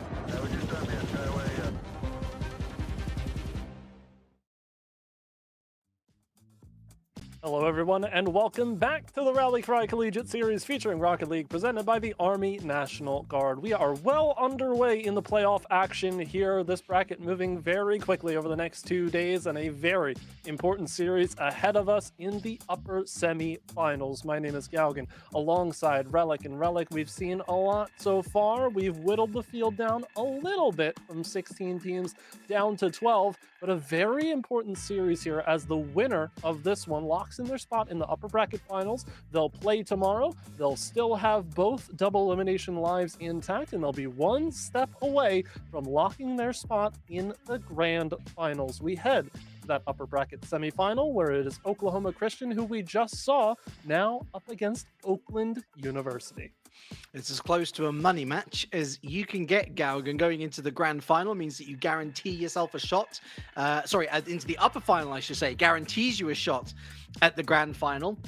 It doesn't guarantee you top 4 because you drop into the semifinals, the lower semifinals, I think. Maybe it is top 4. Maybe I shouldn't think about it too hard. I think it is a money match. Yeah. You know, maybe I should just stop thinking. Maybe I should tell you about some of the results that I feel were surprising or, close fought to the extent where you look at the results or you look at the fallout, I should say, rather. You're like, what's going to happen here? Let's talk about Pescados first. They've beaten Drexel Dragons. Again, number 1 seed. Number 1 seed on points. 4-1. I think that's significant. I think that's a huge win for Pescados. Drexel Dragons drop down to face Cal. I don't think that's any easier a match for them. We'll see how they go on. UT Dallas, on the other hand, not great. You can probably tell by the fact that we're covering OC versus Oakland. The UT Dallas folks, they didn't win that series. They lost 4-2, and now they face Boise State, which means that they are as good as out of the tournament, pending the result, of course. But I will wish them good luck, Galgan. They're going to need it. They're going to need a little bit more than good luck, but they'll certainly need everything that they can get. In this particular matchup, however, we've got a lot on the line for both teams, because if you want to talk about Pescados beating the Drexel Dragons, I think you can make a similar point about Oakland University appearing here in the upper bracket semifinals, because Oakland did not have the best showing possible of their weekends of closed qualifier play, but they're here turning it on to another level in the playoffs. What you expect from top teams. Now flip it on the other side. Oklahoma Christian, we just saw them. They're coming hot off of a sweet victory against Terps Esports as the rain starts to pour down and really make this a battle between both sides. Oklahoma Christian are guaranteed to not have G-Man for this full series. Hopefully 2 games, but that seems to be the maximum. They want to set themselves out on a good start here against Oakland. And that's going to be again, a one shining race for Oakland. An Oakland team that is certainly good. We've seen this team before. We've seen this team do very well. But have we seen this team win a bracket? No. Admittedly, very tough competition within the weeks they did take part. So let's see what OC Esports can do while they still have G-Man in tow. On the rain point, more water in my Rocket League? No way. Take it away. Not looking at you, New Aquadome. Okay, well, I think the measured response is to play every single series on the new Aquadome, every single game tomorrow for the rest of the bracket, including Grand Finals. I'm sure the players would love every bit of that decision, but trying to find a bit of love on either side is a bit difficult right now. Exchanged in demolitions, perhaps. No real offensive chances of note just yet. It's a slower start for Oklahoma Christian. Obviously, they're not going to have the easiest time compared to the prior series. Walking into the zone, a nice tester there. Chicken really lets that one go as long as it can, and might end up paying the price as Oakland start to recycle this one around on the offensive push. Very different feel, isn't it, to the last series? You can definitely tell that Oakland University are well warmed up. UT Dallas are hardly chumps in the park to walk by without some sort of a conversation, and they did feel their wrath to some extent. 2 games lost against them. UC definitely looking like they're the ones on the back foot right now. I'd argue that they probably had the better chances, minus that one well saved by Chile. Let's see what Tysonic Boom can do from here as a setup to peep towards the net. And no one really chasing. Too much power on that. Whale follows through, trying to get something going for the backboard, and does. Peep delivers to the bar. G-Man with another save. Quick in transition. Our OC can't get anything going. Immediately shut out as G-Man forced to play that off the sidewall. Dangerous as Whale is lurking. Tysonic Boom up early. Grabs the first touch, no second, but has done enough here to secure Oakland more offensive pressure halfway through this first game. It's really starting to slide back over towards Oakland. They've got plenty of chances, making OC work for every bit of a clear, but what a nice touch from G-Man. Second is a dribbler down, but people take it aside. Oh, it's too much angle on the car, which led to way too little power on the resulting shot. That was the most clear-cut opportunity for OC Esports to go ahead and take the lead. They do not. Let us see whether that bites them later. Great to peep. Round the corner. Good save, G-Man. Tysonic Boom there at the near post. Hits said post. What a shame. Just as we have one good chance for OC Esports, Oakland University fashion one themselves. It's another one that was going slightly too wide of the post again, I think. Regardless, Tysonic Boom with another great save. Slowly but surely, the action, the form ramping up. It's who gets that first one, Galgan. We'll see. If it's OC, they've got the ball back where they need it. G-Man on the hunt for demos. Doesn't find anything as Peep dodges, but can't get the ball past Chili, who stands tall. Tysonic Boom plays low, looking central, and Peep makes a quick turn, but G-Man cuts off the passing lane and looking for more, but blocked once again. Both teams struggling to find the bottom of the box, and when they do, the shots come oh so close, but yet so far from their intended target. I think Oakland doing really well to steal these 100 boosts, limiting what OC can do in regards to counter punches. That's loose from Tysonic Boom. My word. On target, maybe. Pete makes the save. That was a nice challenge too. Tysonic Boom in a much better position this time around, but he's chasing G-Man here. The drop down to Chimkin wasn't really able to read it properly. Chili runs into Whale. Good save, although he didn't really have to move much. G-Man around the corner, and Peep throws it away.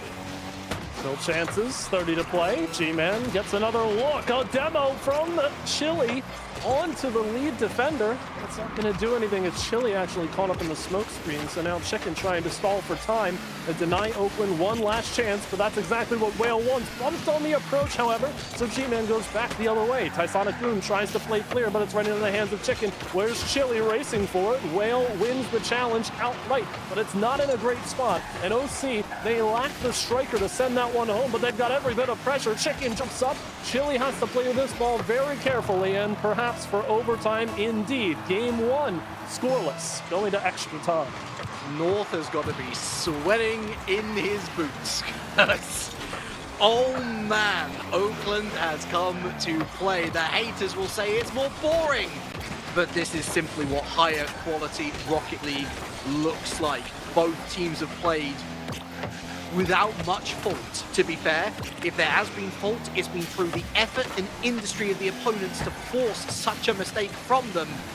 It's going to take a big moment to score, and that big moment is now. That is the first clear-cut individual mistake that we have seen in 5 minutes 30, and it comes from Chili of all people. Ponderous, Whale simply too quick to the ball. 1-0 Oakland. 1-0 Oakland. And at the same time, it's from Whale, who has been all over the ball offensively for Oakland in that opening game. So you expect the opportunities to come from that central point. It's a misread by Chili, yes, but Whale finally gets one to fall here just 30 seconds into OT. And it begs the question, right? Oakland come into this bracket as the 10th seed. They have an initial matchup against Ohio State Gray, who had some decent results in the close qualifiers, but like a lot of these middle of the pack teams, struggled to get it done against the top of the table and made it closer than they needed to against some others. So Oakland cruised through that. They then take on UT Dallas, take them down in 6th. It's a question of these teams understanding closed qualifier. Yes, they can secure as many or as few points as necessary to qualify into the top 16. But once you get to the playoff bracket, turn it on and play like the team we know that you can play like. It's a shame maybe we didn't see it during the closed qualifiers, but Oakland was always going to be towards the top of the table. Now, when we have this series where Oklahoma Christian are going to have to go through a roster change, you're not really set up for success early on. I think you put it very well a couple minutes ago. I say a couple minutes ago, it's more like 20 minutes ago now at this point. Very long break, of course. But you were mentioning how you feel like Oakland is in a similar sort of bracket to OC, maybe slightly behind your Boise's and your Maryvilles, but very much still a part of that top 4 conversation where on their day, they could go ahead and win the entire thing. And now we're asking of OC Esports, you weren't able to win with your full 3-man roster. And now we're asking you to win with your substitute. Well, maybe North is the guy. Maybe North is the answer. And I think there is some logic to suggest that with the studying that some of these teams put into opponents and who they could possibly be facing, there's probably not that much information on how North fits into this trio. But I also have a sneaking suspicion that maybe OC don't have much of an idea as well. It's always good to practice with your sub, of course, but you never plan for your sub to play. It does make you wonder, right? Because if you think about the pieces of OC, how they typically operate, and not just in past precedent, but also in this specific weekend, because we just saw them come off that series against Terps. A lot of offensive effort coming through Chile, having some fantastic shots set up a bit by teammates, but mostly on individual effort.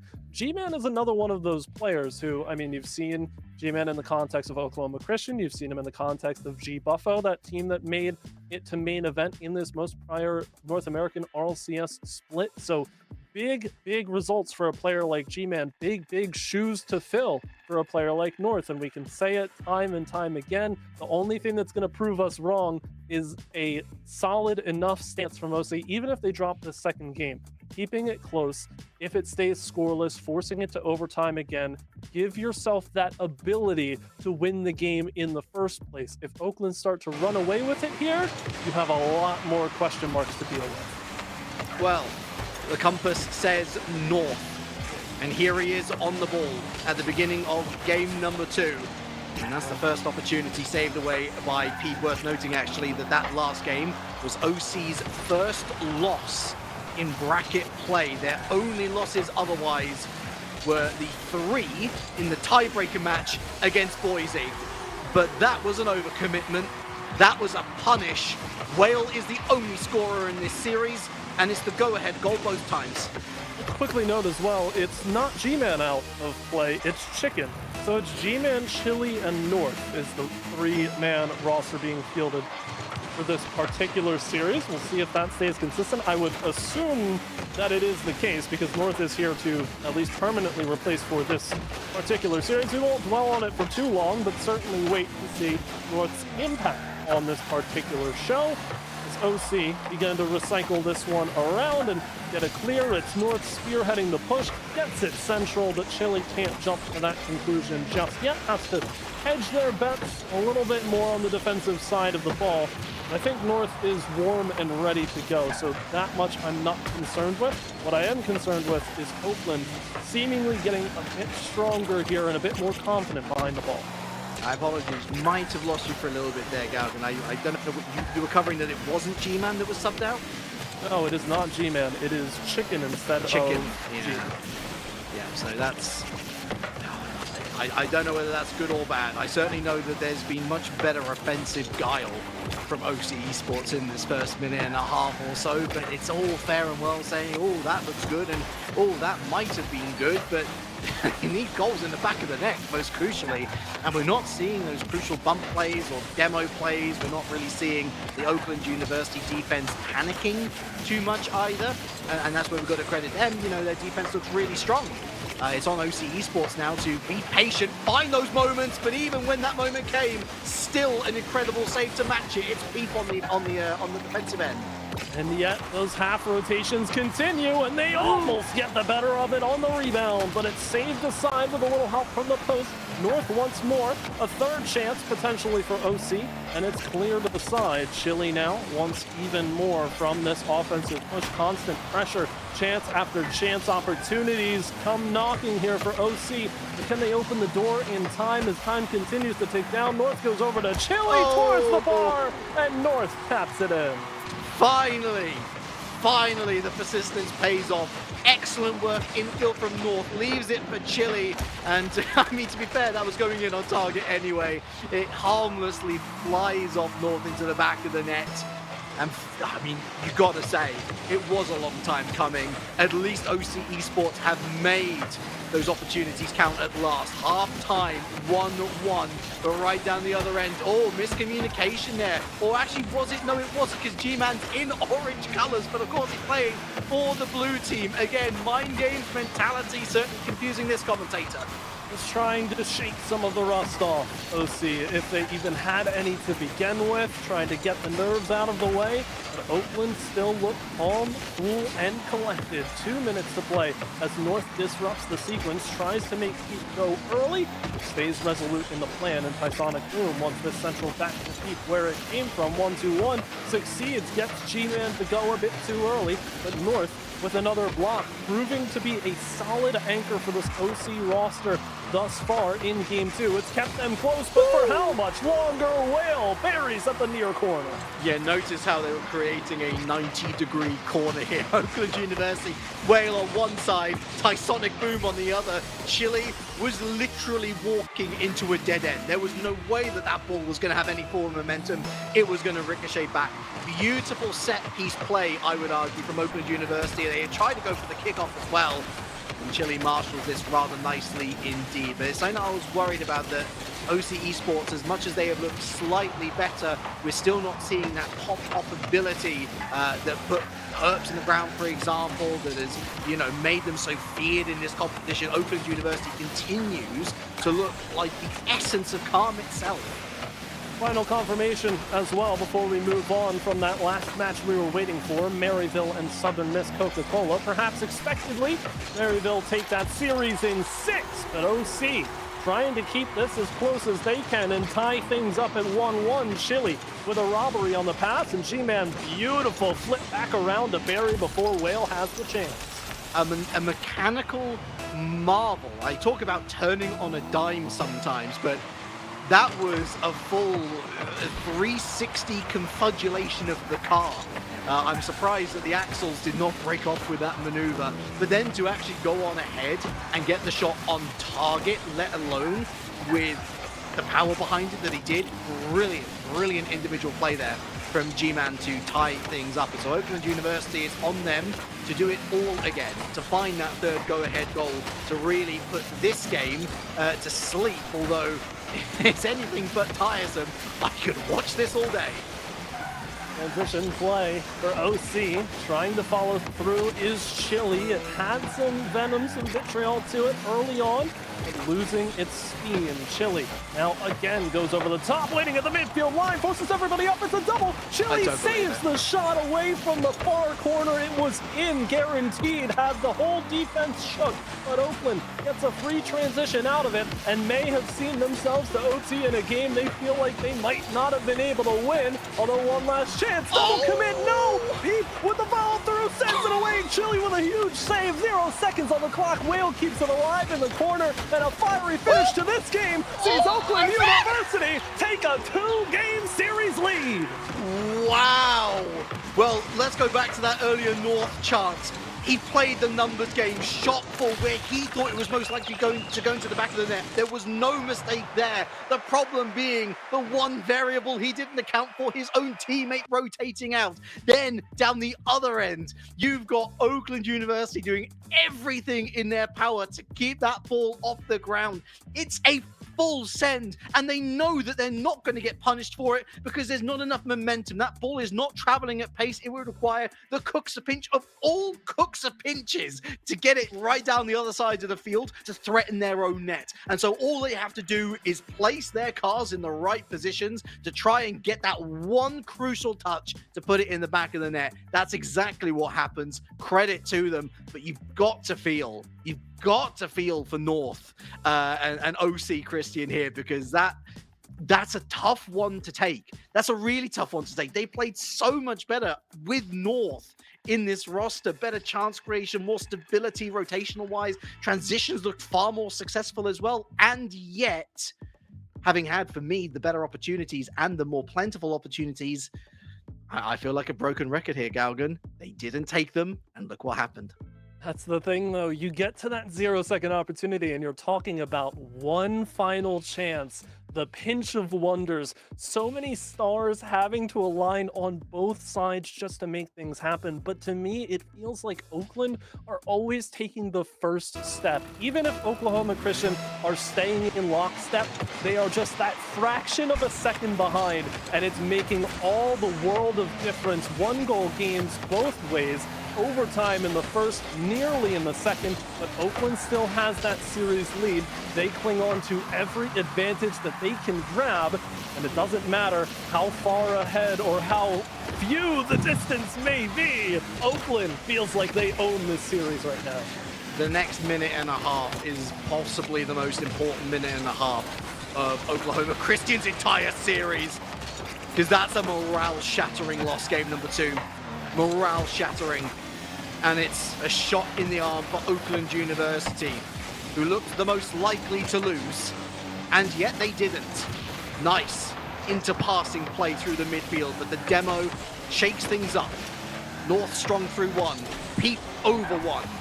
No third player from Oakland University to follow up, and that's going to go into no man's land. Midfield and a high stack here for OC, passing play early. Initial shot goes wide, so we'll need to look for more, but Whale, ever powerful with the clears, gets one through. No immediate follow, though, for Oakland. They're happy to take a bit of a backseat approach, let OC push up to the midfield line, waste some resources. G-Man has plenty in the tank, and North will follow suit. Another steal, another demo, everything falling their way, but Chile can't win the race to the ball. Side wall, G-Man gets it central, and North taps it home. A good cleanup there, minute and a half in. Definitely a shot, but it's not a half bad pass, is it? Forces that potential save from Whale, who finds his face full of post, and North couldn't miss. It's another go-ahead goal for OC Esports. Now can they hold it? See if they can. Update for you elsewhere in the tournament. 5th team eliminated from the competition. UC Berkeley fall by virtue of a sweep to the Drexel Dragons. Wow. So Drexel will advance to lower round 3, keeping their playoff hopes alive. Cal, of course, strong showings in the later weekends. Just couldn't get it done here. Very impressive from Drexel Dragons, especially in sweep fashion. Sweeps have been all that we have seen on broadcast here today. This was the one where we're looking at it thinking surely not, but here we are. 2-0 down, albeit with OC in the driver's seat, game number 3, Chile infield.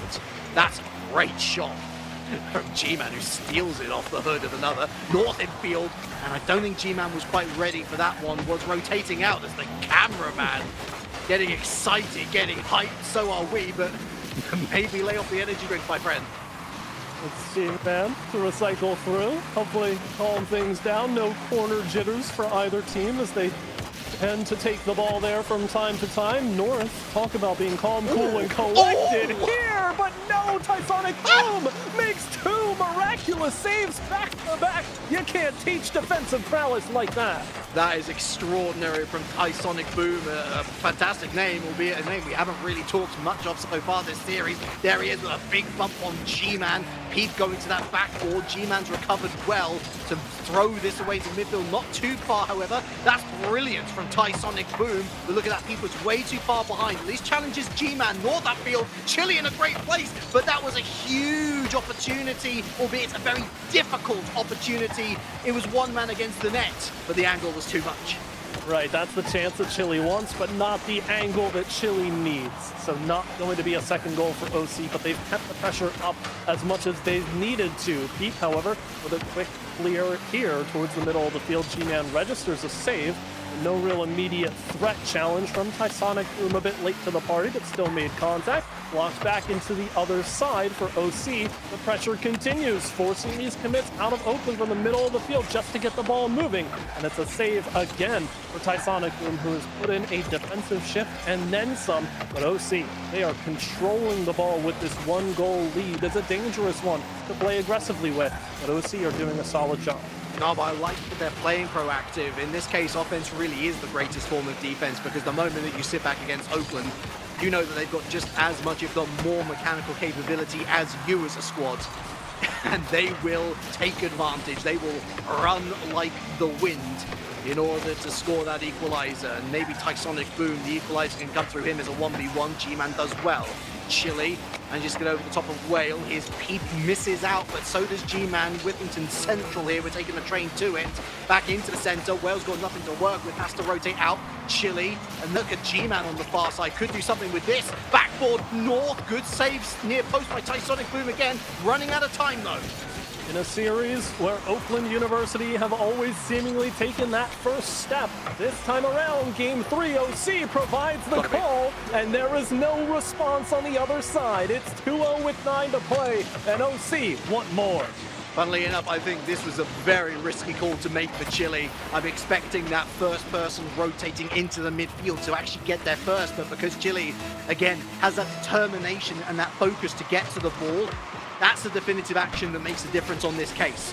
1 shot, 1 goal, 2 in total, maybe 3. No, G-Man can't perform spectacular. North can't either. The time has run out. Blue on top, 2-1 in the series. 1 more to find that equalizer. And let's celebrate for a moment that this series finally brings us a contested one between 2 teams where they both at least win a game. Obviously, we hope for more. These teams feel like a great matchup for each other, because it feels as though we've seen Oklahoma Christian at their most confident state, you know, playing not with reckless abandon, but more so understanding that they can control the play without being on top of the ball every single second of the game. Oakland is kind of bringing that out of them, though. I feel like both of these teams are working with each other to elevate that play style, which is what you love to see between teams at the top of the table. So I'm hoping we get some more of that. Obviously, you know, it's still tightly contested, close games, but this is one of the first steps for Oklahoma Christian where I'm really convinced that the team synergy is not shaken up by the substitution. And yeah, I want to go as far as to say as North is providing them with something of a balance, because I think with Chimkin, fantastic player, that shouldn't be in doubt.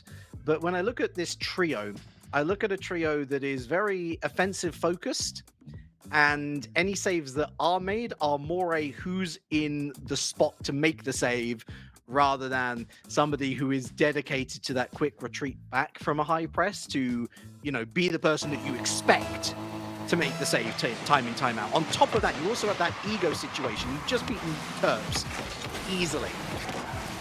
But North's coming in fresh. North has a point to prove. North isn't expected to be this incredible player out the box straight away. And so North has got that humbleness about him. North is providing a stable platform for 2 players who want to pop off. And I just think that's working wonders. They were unlucky to lose game number 2. They fully deserved to win game number 3. And if North is going to be that humble personality here for OC, lock them in, G-Man is gonna talk his talk. People asking in chat if they can recover OC after losing game 2 in the way that they did.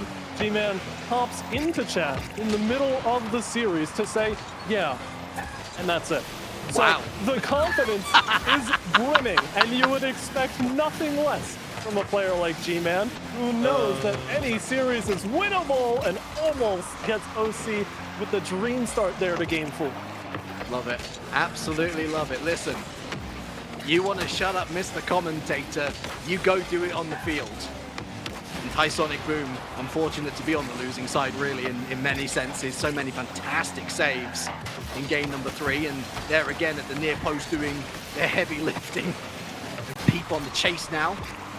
Maybe fashioning together something, but that's a brilliant play from G-Man. Just cushions it onto the backboard, and Chili's got no boost to work with. Holds up Whale for the moment. Sonic Boom goes forward, loose, and spiked up. Chili now keeps it close to the chest. Peep into G-Man. Whale over him. Past Chili too. Can't quite read North's trajectory, however. Into the midfield he goes. Reminder as well, you win this match, you lock being in the money. It's top 3 at a minimum if you make the upper bracket final. You drop down from there, you're fighting for 3rd at worst. You've got the prize pool on lock. Both of these teams know what's at stake.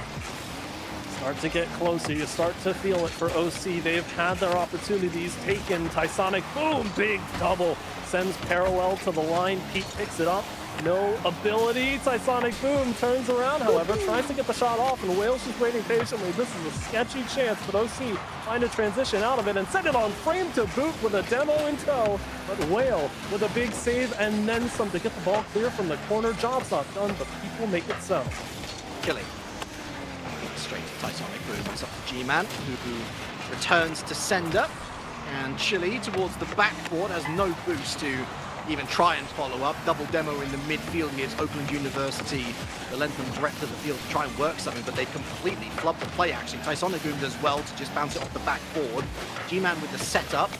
There were 2 players in the way of that. Ooh, Chili going for the spectacular. North having to rotate out now, kind of crisscrossing over each other. OC Esports, they're finding these individual shots, but maybe requiring that extra pass to open up Oakland. Certainly doing a decent job of stealing away boost, getting demos, whatnot, everything going away. It goes bottom corner, unable to get the tap through. A huge maze of defenders to find your way if you're OC, but the attack still goes on. Chili low boost, no problem. Sent on target and landing on top of Whale to try and slow down the defensive response time. North taps that one down. Tysonic Boom takes it away. A lot of commitments here for Oakland on defense. They're using up resources that OC are stealing away, so you have to feel like the goal is coming sooner rather than later, but it's not like Oakland want to just concede and move on. They've got every right to clear the ball aside, and that's exactly what Tysonic Boom does. Now it's Oakland's turn. Oakland's definitely playing with a lot more patience as well. Focusing on the defensive responsibilities first, and then if, and only if, they feel like they can move up as a unit, they actually commit players. Ooh, that one a little too close for comfort. G-Man not going to reach North, but it will go back to G-Man.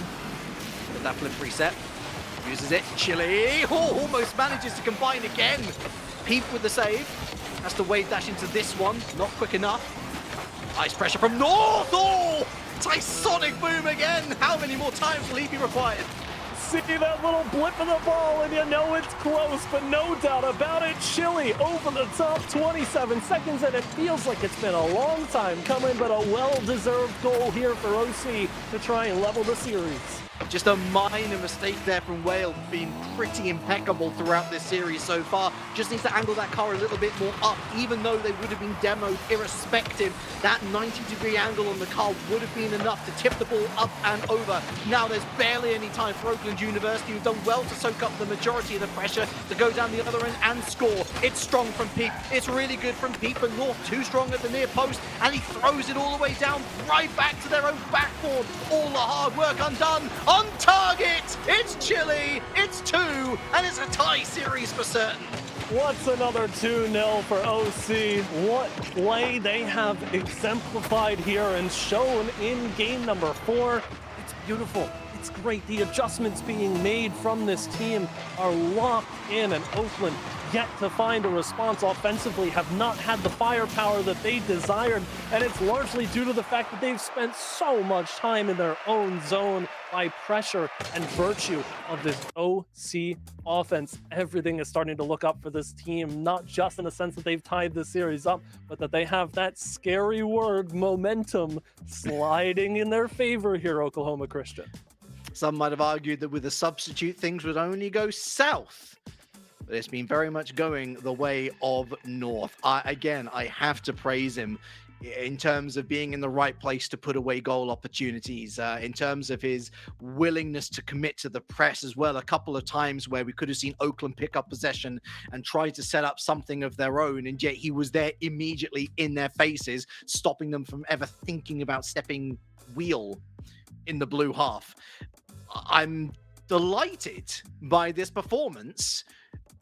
I don't feel so great about Chim Kim because they look a lot better with North in the squad. But I mean, you take what you get, Galgan. This 2-2 tie series is effectively a best of three, so they say.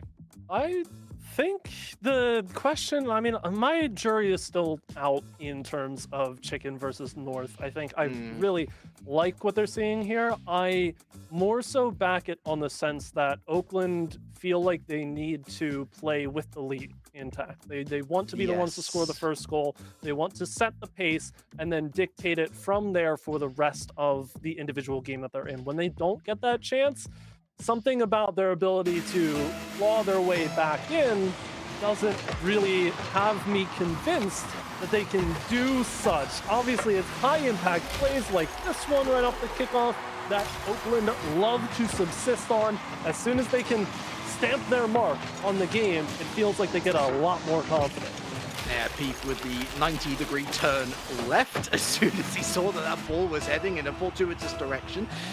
I hope you agree with me on this. I think Oakland is just a team that likes defending.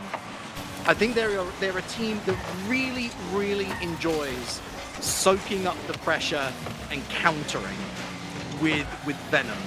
But the thing is there's only so far that strategy can go, because by naturally inclining yourself to a more defensive rotation, you're asking for trouble.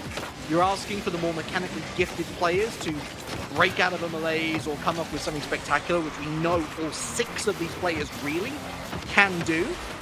Let's see whether they can fulfill your prophecy, Gavin. Let's see if they can hold on to this lead, or even better, go extend it.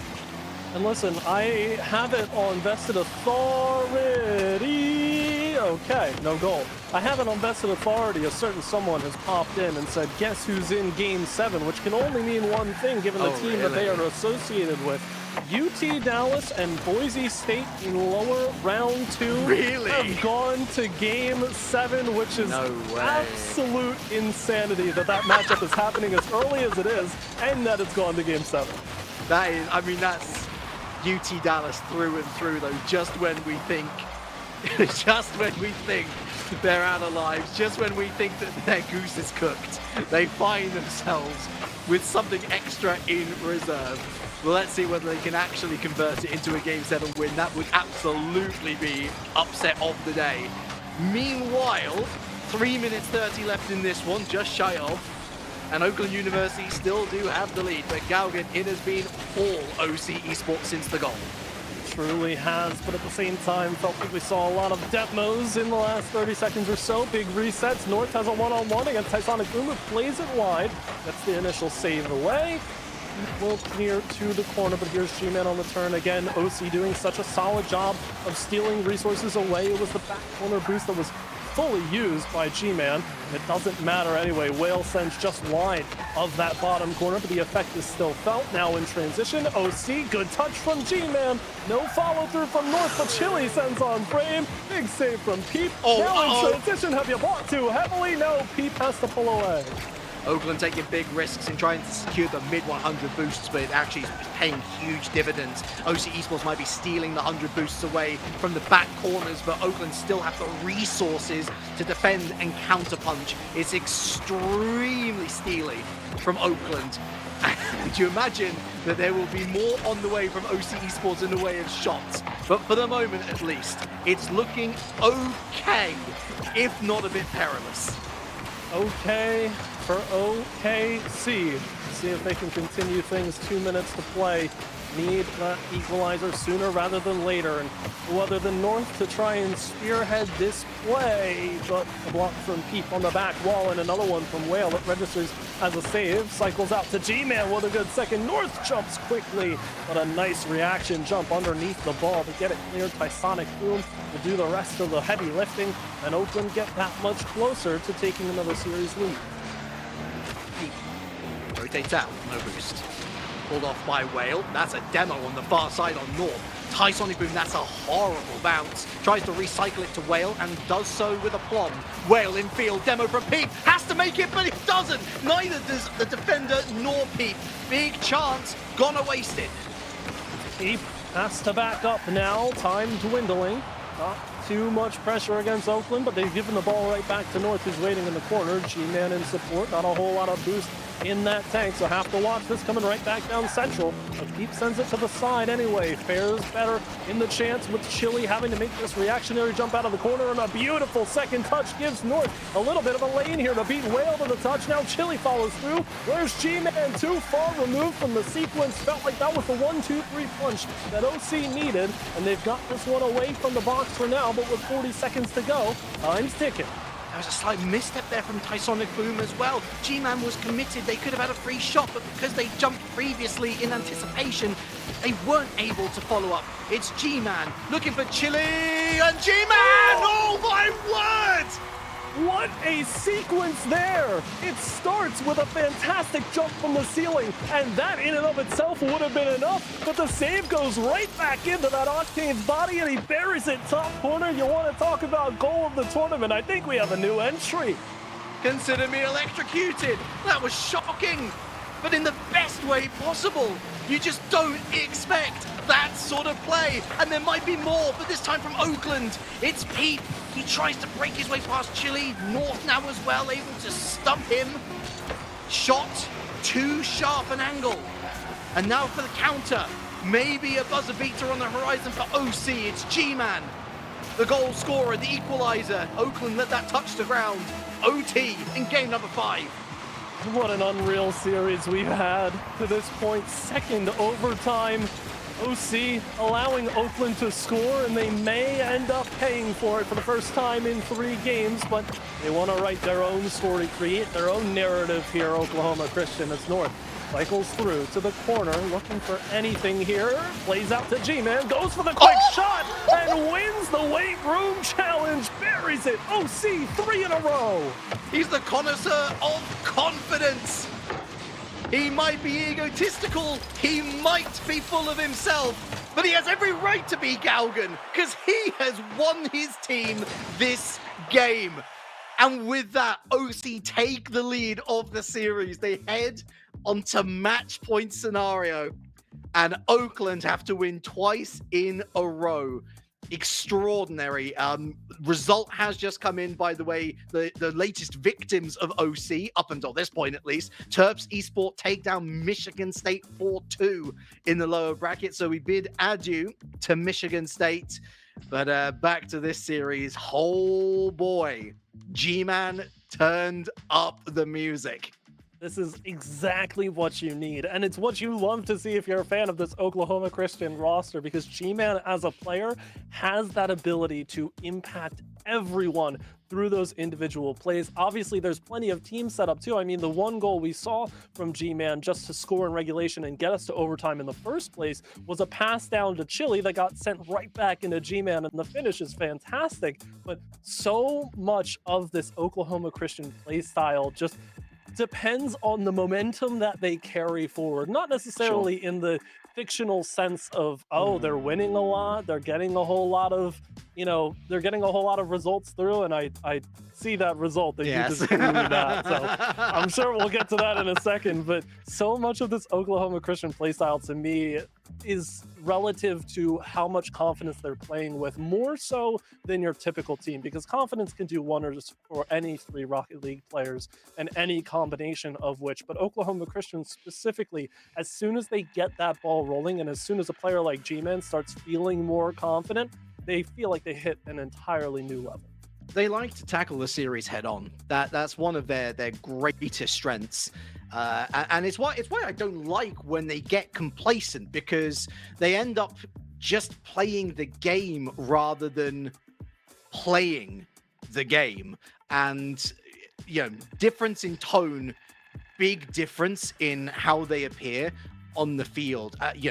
G-Man, I love the fact that he can back up the trash talk. I love the fact that he can just whimsically go about his business and still score absolute bangers. But I just think, what happens if this team focuses 100% of the time? Sky's the limit. Not so much for UT Dallas. That is the big result. It was the threatening upset. Upset no longer. Boise State survived the Game 7 thriller to walk out 4-3 victors.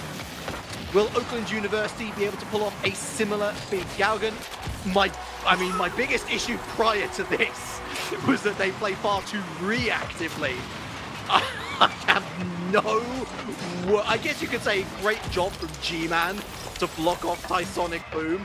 And actually, I will give G-Man that full credit. I thought it was an own goal between two players from Oakland. Never mind me, folks. 1-0-0-6.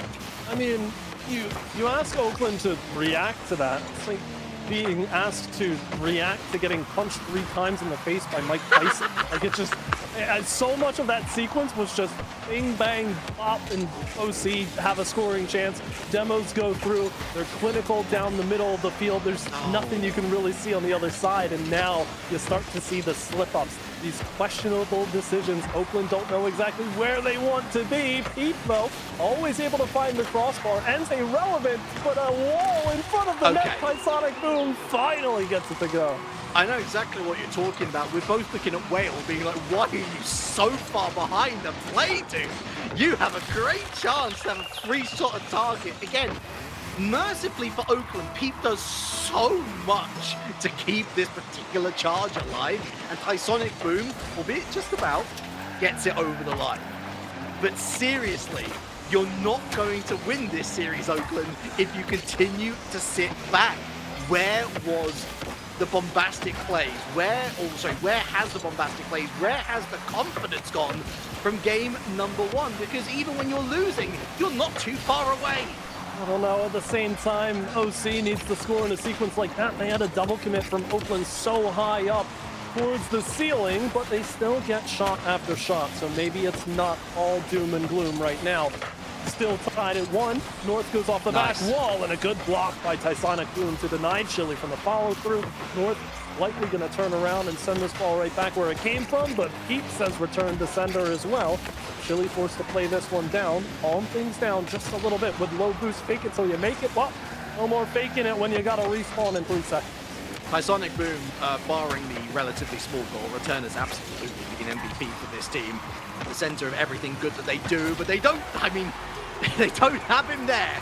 That's the important thing to get across. Chili, great accuracy. It's G-Man the provider, but Pete expects a near post shot. He's got to be expecting that going far post. It's a much more difficult shot to try and slot it in at the near post, especially when you're that far out from the goal mouth itself. OC reestablished that lead.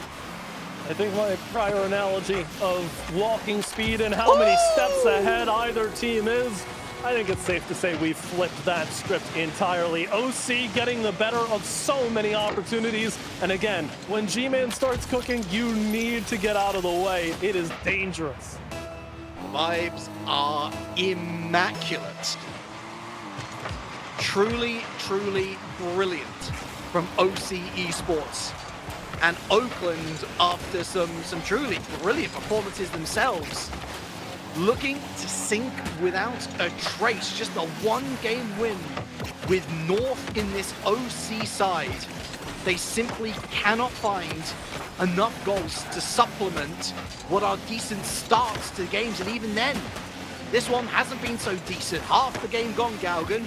2 goals to find just for OT. North, who wants to make it 3, and there it is. OC trying to convince us all that this series is over at 6, and far be it from us to tell them any different, because what is that shot? You've got every bit of momentum carrying you away into the corner. Quick turn, buries it in the middle like it's absolutely nothing.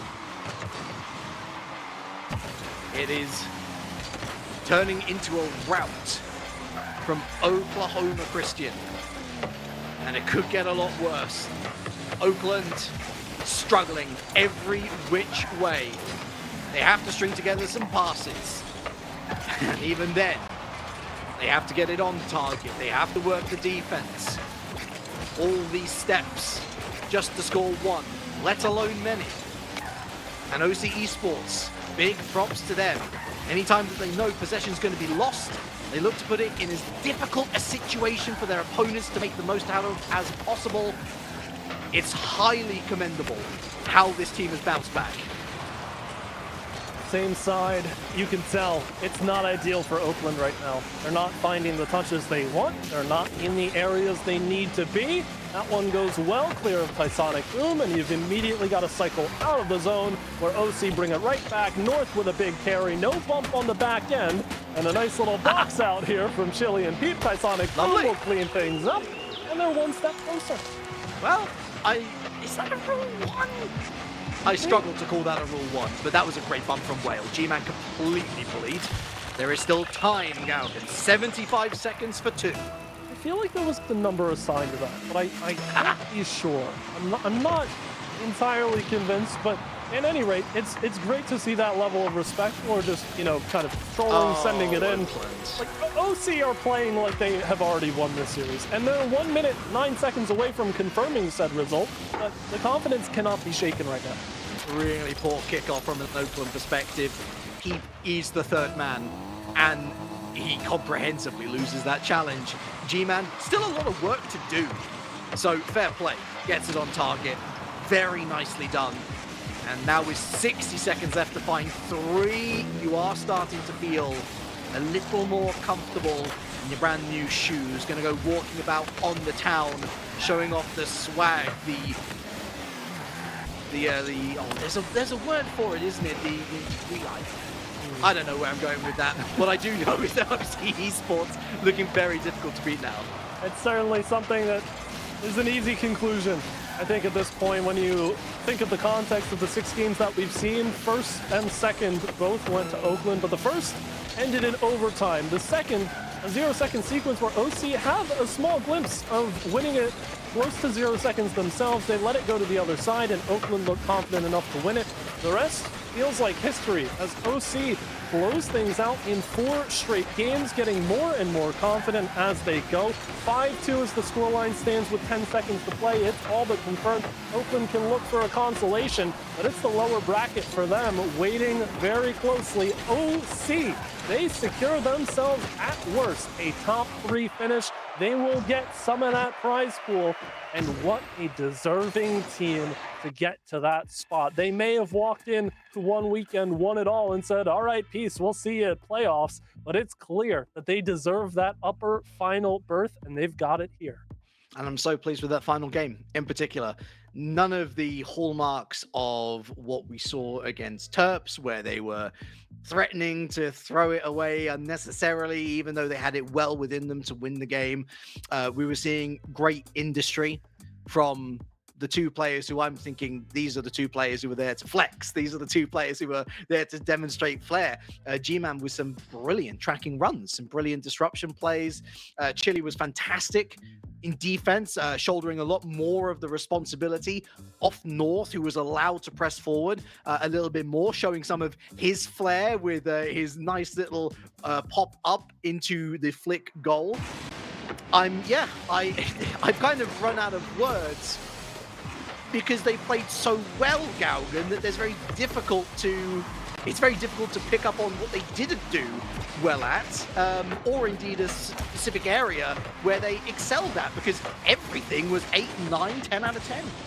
And just to confirm as well, because I wanted to check this in the downtime as we look at the replays, both of these teams are done for the day because of how this bracket works out. Yes. That is Oakland University dropping to lowers, but they have secured top 6. That's not in the prize pool. They'll have one series that they need to win in order to get 4th and at least a look at that prize pool. But at the end of the day, I'm right there with you. This feels like such a turnaround in the series, and yet at the same time, it kind of just felt like we were waiting for Oklahoma Christian to wake up. Not that they weren't awake in the first 2 games. They obviously knew that they were going to have to make a roster change mid-series. They made it earlier than they wanted to because the initial plan was play 2 games with Chicken and then bring North in.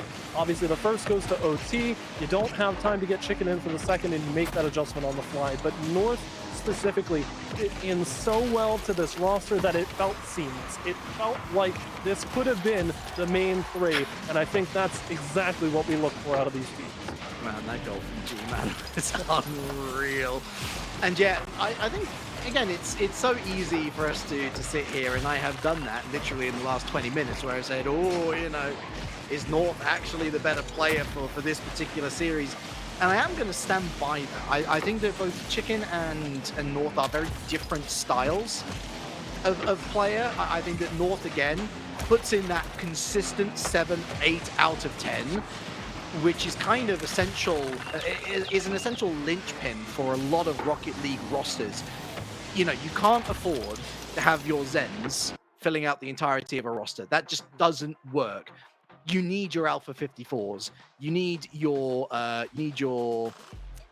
Torments. You know, you need your Chozettes. You need these players who are just going to sit there and provide really good, sensible performances, game in, game out. Not to say that Chicken isn't capable of that, but I'm looking at North and I'm seeing much more consistency, which I saw from Chicken in that OC Terp series, of which, a reminder, OC won that 4-0. So I think that's a huge compliment to North and his ability, and indeed his mission to fit into this roster seamlessly.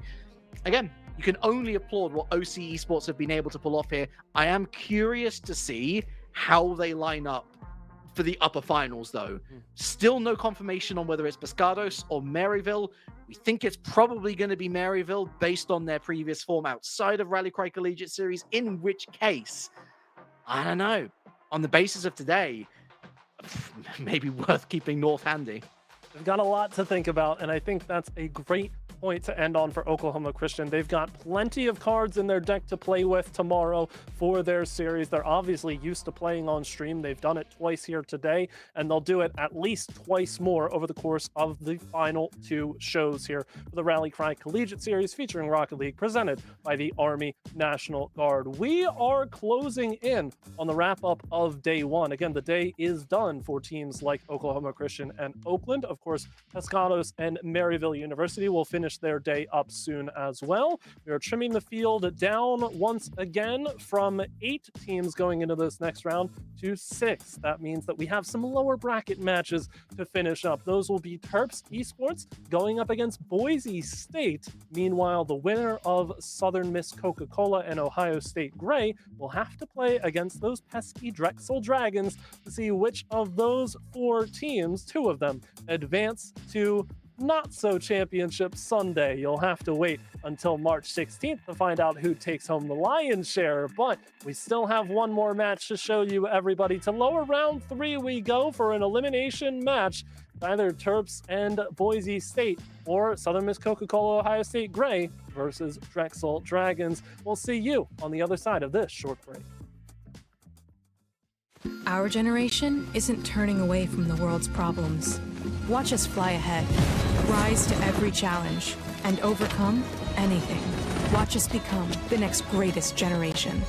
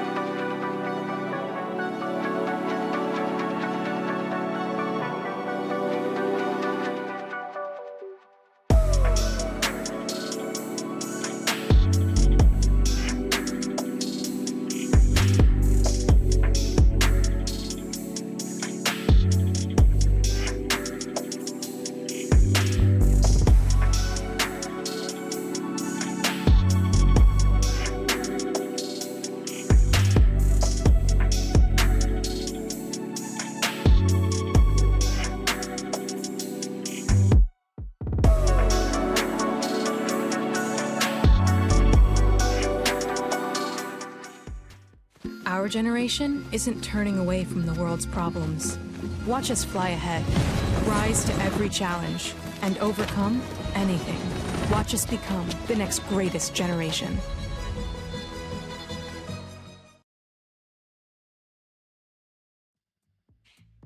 Well, with the upper bracket all tidied up and finished for the day, we drop through the trap door and into the dungeons where when you lose, you really do go home. I'm Relic. I'm joined by Galgan for a final series of the day. We were looking at Drexel Dragons. We were looking at Southern Miss Coca-Cola and Osu Grey and that as a potential matchup. But the thing is that, well, Southern Miss and Osu Grey are taking way too long. And so in the meantime, we are given Boise State and Terps. A Terp side that lost comprehensively to Oklahoma Christian, who, as it turns out, are in the money. They are guaranteed a top 4 side. So maybe that is some credit to Terps. However, we both agreed maybe not playing as well as we would have liked to have seen from them. It's not going to get any easier against Boise State. So, I mean, even a game would be a moment of joy for Terps Esports here. You know, yeah, I feel inclined to agree with that statement. I don't want to write Terps off. I really don't. But if we are going to keep having these conversations about where teams are as we, try to physically locate where Boise are because they thought they might have been done for the day. So we'll find out whether or not they are physically around to play this series. Anyway, if we're going to have these conversations about where teams are in the rankings and whatnot, seeing Terps drop a series in sweep fashion to Oklahoma Christian, you would rate that Boise is above Oklahoma Christian. The law of seeding would then therefore state that Boise would be above Terps. I feel like I'm simplifying. I'm being way too simple about this. My point still stands. I think that Boise State, this is a series for them to, obviously they are the boogeymen of sorts of the lower bracket. Anybody who goes up against them is, it's rather unfortunate, but you don't want to write them off immediately. At the same time, it's like, maybe we should have been looking at an upper bracket final that would have been Maryville versus Boise. We didn't get that. We got that in the very first round of play. Even then, if you don't run into Boise now, you run the risk of running into teams like Oakland, Oklahoma Christian, other strong teams, Pescados, Drexel Dragons. There are so many names in here that the Terps have not necessarily proven that they're able to beat just yet, that you have question marks for Maryland no matter who their prospective opponent is. Yeah, I'm looking at all the teams that have fallen to Boise, just all the teams that have fallen into the lower bracket, honestly. The only one who I think can feel really hard done by is probably UT Dallas. But even then, UT Dallas was a squad where on their day they were fantastic and absolutely top 4 material. But that last week, Galgan, that last week of league play, that really stuck in my mind that maybe UT Dallas had run out of steam at the wrong time. So as much as I think it's unfortunate to see them go up against Boise State so early in the competition, at the same time, you're spot on. They would have run into an Oakland, a Drexel Dragons, a Southern Miss Coca-Cola. So it's besides the points. This is the bracket that we got. This is the bracket that they were dealt. So I almost throw my cutlery off the table in excitement. We should also clarify. I'm not buying time just for the sake of it here. There is a distinct possibility that Boise State might not have realized that they had one more series to play today. Now, I don't believe they are going to be punished if that is the case, because in theory, they can still play Terps tomorrow. I mean, everybody had to be prepared to play both days in case they made it through to the second day of the bracket. So I guess that's going to be all right. But it does mean we might get Southern Miss Coca-Cola Drexel Dragons as that result is confirmed 4-1. Yes. So we can also confirm that we are headed towards that other match to stream here. We have got Drexel and Southern Miss Coca-Cola. We will be streaming that match, and of course, hoping that Boise can make it back. I mean, again, we don't want to make too many presumptive statements. They're probably going to make it back or make the series up. We're not trying to, there was confusion said about Yes. nobody's at fault. We're moving on. Boise State will have their series against Terps at some point, but as far as stream is concerned, we will have Southern Miss Coca-Cola, who just got off of their seemingly very, very lengthy 5 games against Ohio State Gray. I mean, I imagine 10-minute overtimes every single time, versus the Drexel Dragons, who are coming off of a very quickly reported sweep. I hope that that was a played-out sweep and not a forfeit. I believe if it's played out, Drexel have the ability to sweep a series like that. But now going up against Southern Miss Coca-Cola, I mean, this is the clashing of two converging paths, if you will, with Southern Miss Coca-Cola coming out at the start, getting a 2nd and a 3rd place finish in the early weekends, and then Drexel Dragons starting to heat up towards the 3rd and 4th iterations, winning both of those. Yes, you can make the argument of the competition at the levels of the later weekends not being at the same level as the 1st or the 2nd, but I feel like that argument goes both ways, both times.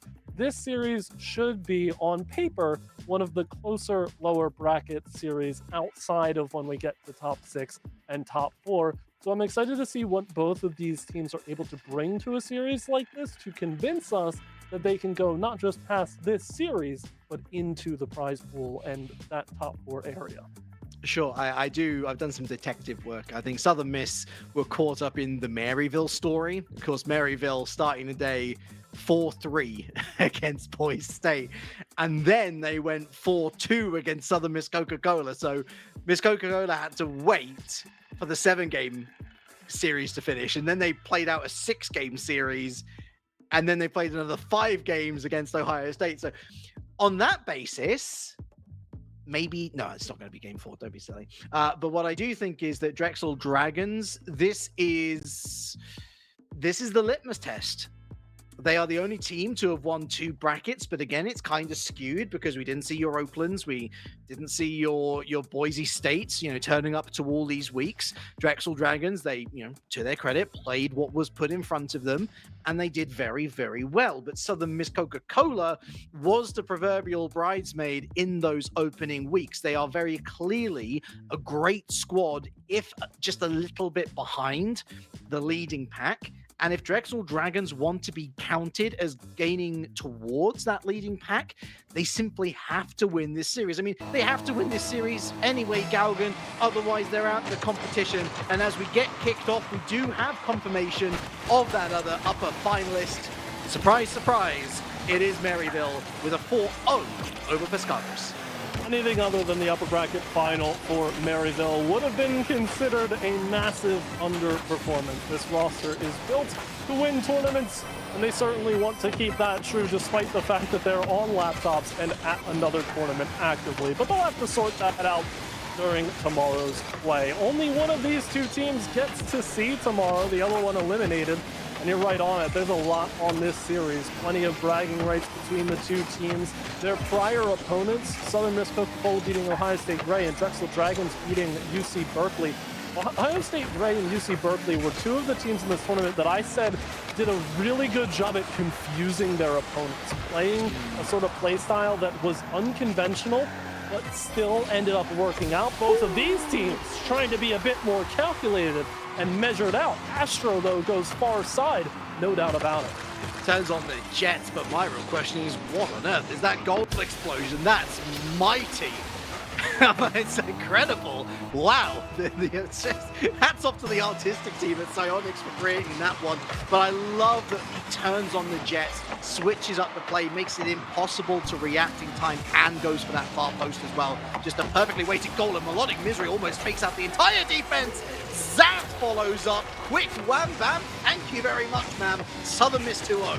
And this is exactly how Southern Miss Coca-Cola want to play. We remember seeing this roster early on. Again, they've got Mekos in the coaching chair, so that in and of itself is a big step for this roster, and they are noted to be fantastic players. But some people in the community have noted some combative personalities, which can skew things a bit. Now, I'm not going to say either way which one I believe, largely because I haven't really interacted with the players to an extent to form such opinion, but it really does stand to point out Southern Miss Coca-Cola. This is a team that knows what success looks like.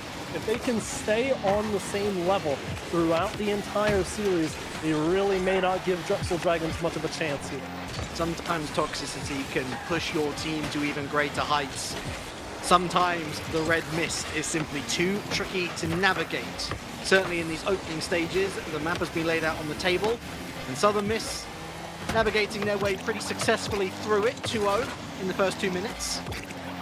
Drexel Dragons, they've done pretty well to find themselves a little bit of structure. That was a great opportunity for Zerf, really should have put it on target. Flies down the other end, Melodic Misery setting up for Astro. Kevin deals with it off to the side, Melodic Misery back in again. Kevin at it again, lovely to Zerf, goes underneath Astro, zap required at the near post, doesn't quite save it, follow up again, Woodwork denies Drexel Dragons. Oh, frustrating. They're still going to try and recycle as best they can. Drexel Dragons try and create constant pressure. Personally, I want to know why Barons put the vowels back in the username. Was playing some of the prior weekends just as BRN. Maybe a big mental change, but maybe a bit too heavy for wear. Just pins that ball into the bar. Not able to score, goes down. Now Baron has to delay on the clear. That's immediately sent on target as Southern Miss continue to recycle, get themselves set up for an offensive push. Zap has to back up very quickly here with low boost in the tank. This could be a prime chance for the Dragons to get out on the board as Baron turns around to the back wall. Follow-up shot from Zerf, too slow. Challenges inbound from Southern Miss, and they've done everything they can to clear the ball away. Simply too many bodies in the way. Southern Miss Coca-Cola go right down the other side. Zerf, big save. Zaf again unable to get past Zerf, who tries to ride the challenge of a third. Astro to Melodic Misery! 3-0. Good feeling for Southern Miss. They continue to roll despite the scrappy play. Nice pass out there. Baron caught looking at the top of the box. Exactly what you want to force defenders to do. They're taking so much time to look towards those corners and see what kind of clear they can sum up. Southern Miss get to the top of the zone, take the shot quickly off the pass, and there's no doubt about it. Big bad wolf Drexel Dragons. Huff and they puff, but they cannot blow down the house! But finally a shot finds its mark. Kevin with the first of what Drexel Dragons will hope is many in a recovery for the ages.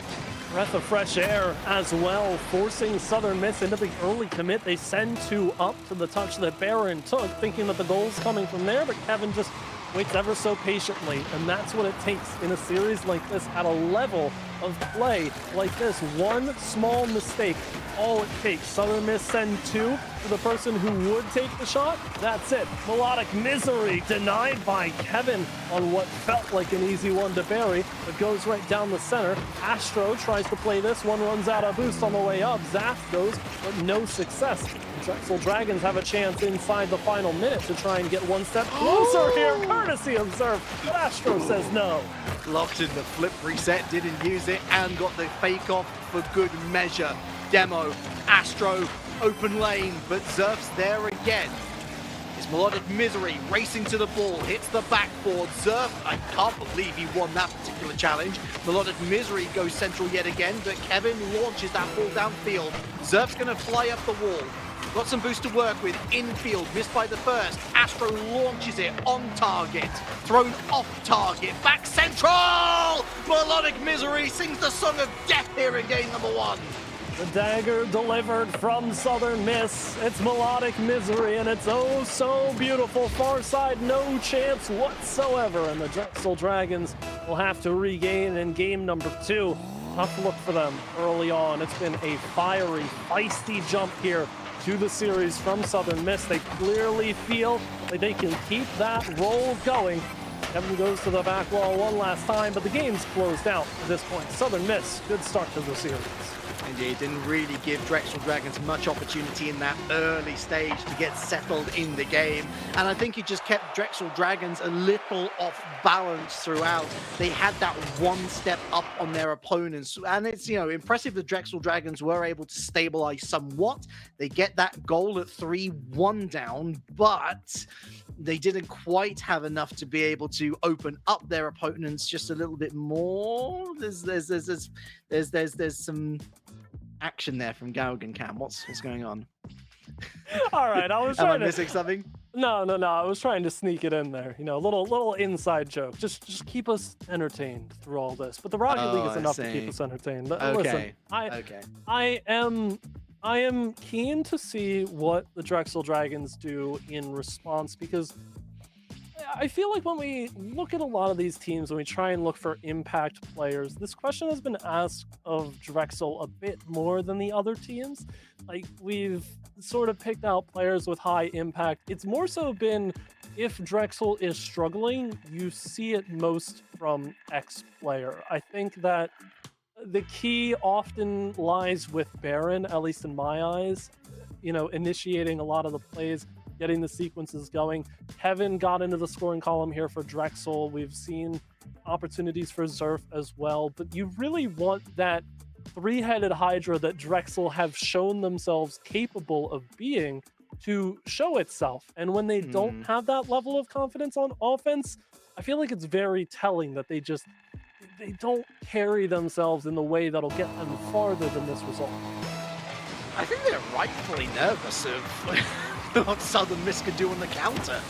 To be fair, they don't. I mean, you need confidence to be able to set up all three players to lock in a goal. And I don't blame them for not having that confidence, at least not yet. And Southern Miss looking to start game number 2 as they finished game number 1 with a goal, with Demos in the midfield, keeping Drexel Dragons locked in their own half. But for a moment it arrives orange side, and maybe they can fashion something, but that challenge goes loose. It's picked up by Southern Miss, and as soon as they had some estate in the opposition half, Gaugan, they very quickly lost it. Difficult for the Drexel Dragons. They'll keep things going. That's an innovative way to increase the speed and pace of play. Now sent from Kevin, however, in a very dangerous ball to handle, but Melodic Misery gets removed before the shot comes through. That passing lane felt like it had been picked off, but a good demo. Zaf through the corner, looking for some more. Melodic Misery as well, but Southern Miss continue this very oppressive play style. They're doing a very solid job of keeping the ball within their own ranks and making sure Drexel don't get shot chances like that. But Baron bumped off and then some. Bumper cars fully in the middle of the field. Lovely reaction from Zach, albeit a little too far forward, actually. Important touch from Zerf. Melodic Misery goes into aerial combat with Baron, of which Baron wins the challenge, but unfortunately the follow-up leaves a little to be desired. Good clean up from Kevin, and there's Zerf to the backboard. Has to react well, and that's on target. Really nice save and control from Zaf. Sets up a Baron now, and that's going to fall into the midfield kindly for Southern Miss. Oh my goodness. Oh. Flying chance on the counter, nothing to be seen just yet. And it's all they really get out of that sequence. Drexel getting a good midfield hold going, but here comes Zaf on rotation. Back wall denied early by Zerf. Zerf is really starting to step up in terms of pace of play here. Now Astro takes it all apart, and an errant miss here from Drexel Dragons. Just indecision on defense.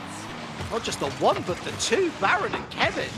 It's like both of them say, I got it at the same time, and then they both say, oh, I don't got it at the same time. Embarrassing moment there, very unnecessary. Not that Astro's going to be complaining. Well, no Southern Miss. See if they can equalize off of the kickoff. Decent chance. Baron enters the zone, turned around, but Zerf wheels firmly planted on the ground. Not going to get it done. Cycle through the corner, and Southern Miss again continue to operate with a higher level of pace that cannot be matched. Not spacing out. Good lift from Zaf. Nice lift off from Astro. Really beautifully placed shot there. Again, it's going for that far post at an angle when you're attacking a ball and you're trying to send it almost back in the direction that you're arriving from. It's acute, it is cute, and it's a 2-0 lead for Southern Miss, looking to extend it now to 3, but not on this drive. Dragons, though, in early going, struggling to keep this game close, this series close. It's a distance that Southern Miss have grown comfortable with as Astro stretches every bit of that Fennec just to get the ball to the midfield line. But Melodic Misery is there in support anyway. Flip reset past Kevin on the early challenge, goes bottom corner, but no final touch. Zerf takes it aside and then gets removed via a bump. Every bit of power saved for getting a demolition. But again, letting the ball pass by, trying to fix the rotations on the fly. The Drexel Dragons have no semblance of organization on defense, and it's allowing Southern Miss to walk the ball back time and time again. Yeah, live views at my bedroom all over the place right now. The Drexel Dragons defense, big save from Zerf. Got to get themselves in order and stat 2 goals in 90 seconds. And again, it bears repeating, it's not impossible by any stretch of the imagination. It's a 2v1, just slows down the play way too much. Baron gets demoed for his troubles. And I mean, that should be an easy clear, but look, Misery almost in a miserable situation to find themselves in. Thankfully, their teammates able to rescue the situation as Baron sees Kevin in field, but the disruption plays enough. Bit of a doink forward, not too much doinkage on this, but Zerf's done really well. Baron latches onto it. That's more like it. 1 goal game with exactly 60 seconds left. Finally, a few silver platters emerged for the Drexel Dragons to score, and Baron, that is a stretch to get that shot off, but sends it right into a defenseless net, and Southern Miss have to realize they need to take this 60 seconds, not play as ambitiously as they want to on offense, lock things down, get the game win, and move on. Yeah, this is a very important phase of the series for Southern Miss Coca-Cola. If you're going to get that 3rd goal, you better be confident in doing so. Maybe they are. Certainly looks that way with Zach. Oh, double commit though. How quickly can Drexel Dragons move into a counter-attacking phase? The answer is not very quickly. Lovely from Astro. Awesome from Astro. Melodic Mystery sets it up. Oh, it's sensational from Southern Miss Coca-Cola. They're just playing with their prey at this point. You should not be allowed to get a sequence like that off so many logs at the top of the box, and yet Drexel has to rotate for the goal line and defend with their lives. Unsuccessful in doing so, and just 32 seconds past the glimmer of hope they had in Game 2. It's all been dashed with Southern Miss entering the zone off the kickoff. Kevin gets one clear, and a demo to boot as the ball hits the corner. So do they have a goal right now? Because they need it! Baron puts a massive dent in the near post. Kevin to put it back. The time's running out. Boost is running out. Everything against the Drexel Dragons and nothing to show for it as they drop their 2nd game of the series. So close and yet so far. That is the story of the Drexel Dragons so far. Looking to get a consolation goal. They're not gonna get it. They said that Rocket League is most like ice hockey in comparison to a real life sport. You know what? They have other ideas in the camp of Southern Miss Coca-Cola. It's more like volleyball. Keepy uppy, put it into the backy of the netty. It does feel that way, but I like the ice hockey analogy in the sense of Drexel Dragons feel like the goaltender who is a little too keen once the puck is, dump and chase, as the term is in ice hockey. The attackers will dump the puck into the offensive zone all the way to the back, and then they'll chase in. The goalie usually circles around the back of the net to play the puck themselves to one of their teammates, but that's a pretty risky play. If the puck takes a wayward bounce, you find yourself scored on.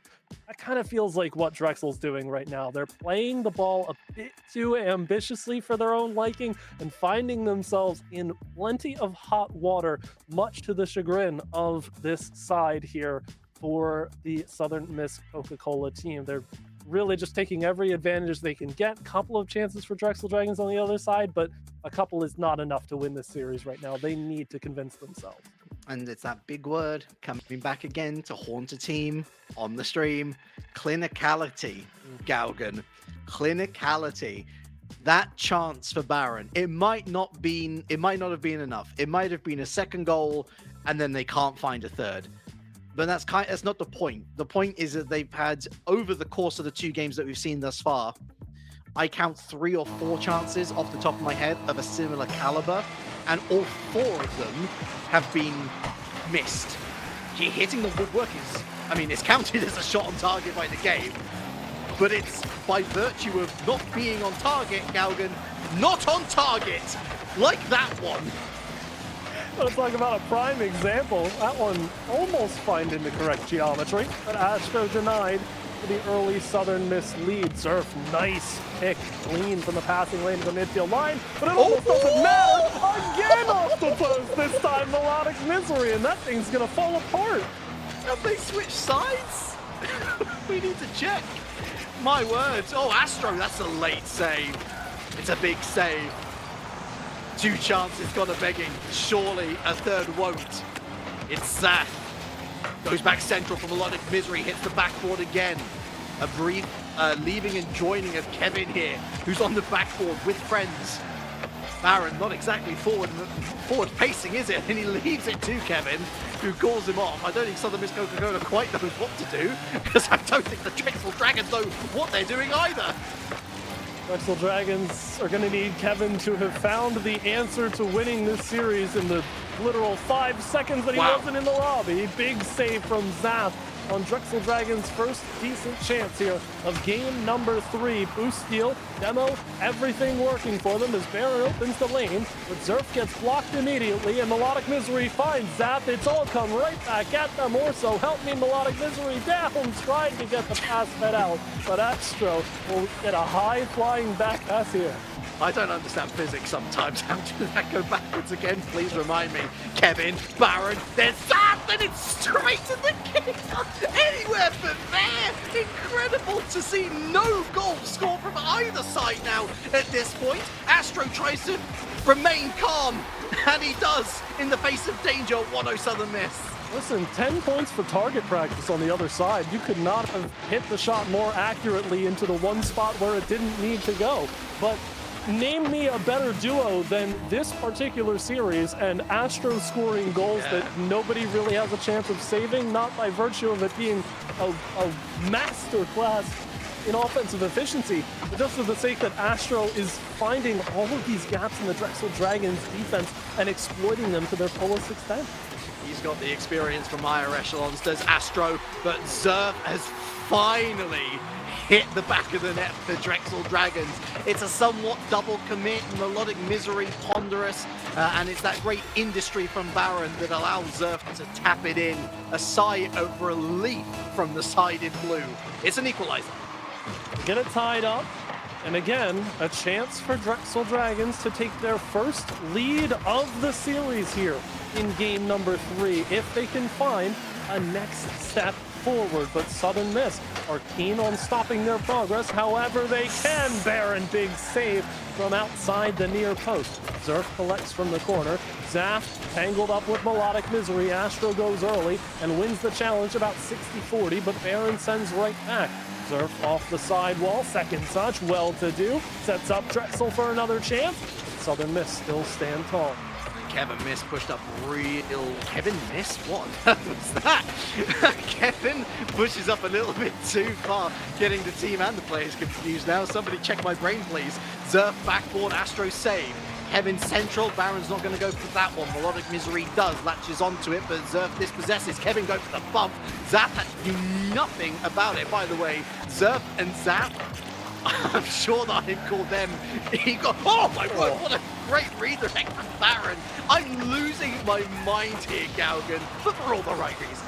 It's been a long day, and for both of these teams, they want nothing more than to come out on top in this series. And Drexel Dragons, by all accounts and measures, they should be up 2-1 by now. I feel like they've had some of their best chances in this series thus far, but Southern Miss Coca-Cola continue to fight. A shot through from Melodic Misery, and there's the cleanup at the bottom corner. Astro is happy to take it. It's another double commit. It's another goal for Astro. The Midas touch. Everything he touches turns into goals. Not gold, golden goals? No, that's overtime. But Southern Miss Coca-Cola have that lead yet again. And at some point, this is going to be dragging the Drexel Dragons morale down. It's like, Zerf is going to go for a slicer. Not on this occasion. Breakaway in Melodic Misery now with a lift-off. It's completely removed from the field and it's back in Kevin's possession. Yes, you could say Drexel dragging these games over the line for Southern Miss Coca-Cola. I mean, it was right there. I had to. Speaking of right there, Melodic Misery puts on a show, and Zerf says, well, thank you very much. You put it right into my lap, and I'll happily get the save aside with 40 seconds to go. Drexel Dragons could try and force an overtime, and it's Baron at the top corner. I love that Baron doesn't give up on this. He recognizes that they've beaten Astro and it's just a 1v1, of which Zat is, they got their back to the ball, so it's already a difficult position to try and defend from. And because of that persistence, they do find that goal through. On another day, the game ago even, that probably does ricochet off the post and away, and Drexel Dragon is asking why. But Melodic Misery with the drop down onto a ball, great velocity on that. Baron goes down the other side, Zerf manages to snub Astro from the clearance. Melodic Misery caught in a really awkward position, hits the backboard again. Great work from Zaf though to lift it off and down the other side of the field. Now Baron looking to respond in kind. Kevin's with him in support. Over the top of one, the demo. Melodic Misery does what they have to do. Zaf isn't demoed. They are demoed by Zerf, but now Astro, can you believe it? No, I can't, because Baron's come to the rescue. They still try for it. Oh, no! Mere pixels away, and we go to overtime. 2 prime chances for Southern Miss to end it right there in regulation, but not to be. And a sigh of relief for the Drexel Dragons, who have played perhaps their most complete game this entire series, but they don't have the exclamation point at the end. They're hoping it's not a question mark or even a frowny face as Southern Miss Coca-Cola continue to rotate around, go to the top corner. Zerf, big save to start here in transition. My lungs are getting a workout. I don't know how much my heart can take of this. Drexel Dragons living on prayers, but will there be any divine intervention from this one? Astro on target again. And again, it is Baron to the rescue. Zerf, them or Melodic Misery. Was that the right player to go for? Did they have to prioritize rotation? Well, Kevin's helped out to some extent from Baron there, but again, they're stuck in their own half. Kevin from the backboard yet again. Zap has got lots of boost. Tees up, and it falls into the possession of Astro now, but loses out to Baron, goes over to the far side of the field. Southern Miss in control in these early stages of overtime. Big win here, though, for Drexel. Zerf gets demoed, and they buy a ton of time for him to get back into the rotational sequence. Now called into action in that far corner. But here's Zaf looking for a center pass. Bit too heavy to handle for Astro. Melodic Misery, crucial challenge. Doesn't quite come out on top. Goes for the second touch, and Astro was already committed to the play. No immediate response from Drexel, though. They allow Southern Miss to just run rampant at the middle of the field and keep that play alive. Maybe by design, as Zerf goes to the back wall. Double not there. No, that's going back on target. Kevin takes it aside. Very scary moment, but Kevin drives over one. That's a huge throw downfield, but guess who? Astro is unreal. He's not of this world. It's a demo. He beats Kevin with the challenge, but Zerf with a crucial disruption play on the way back into rotation.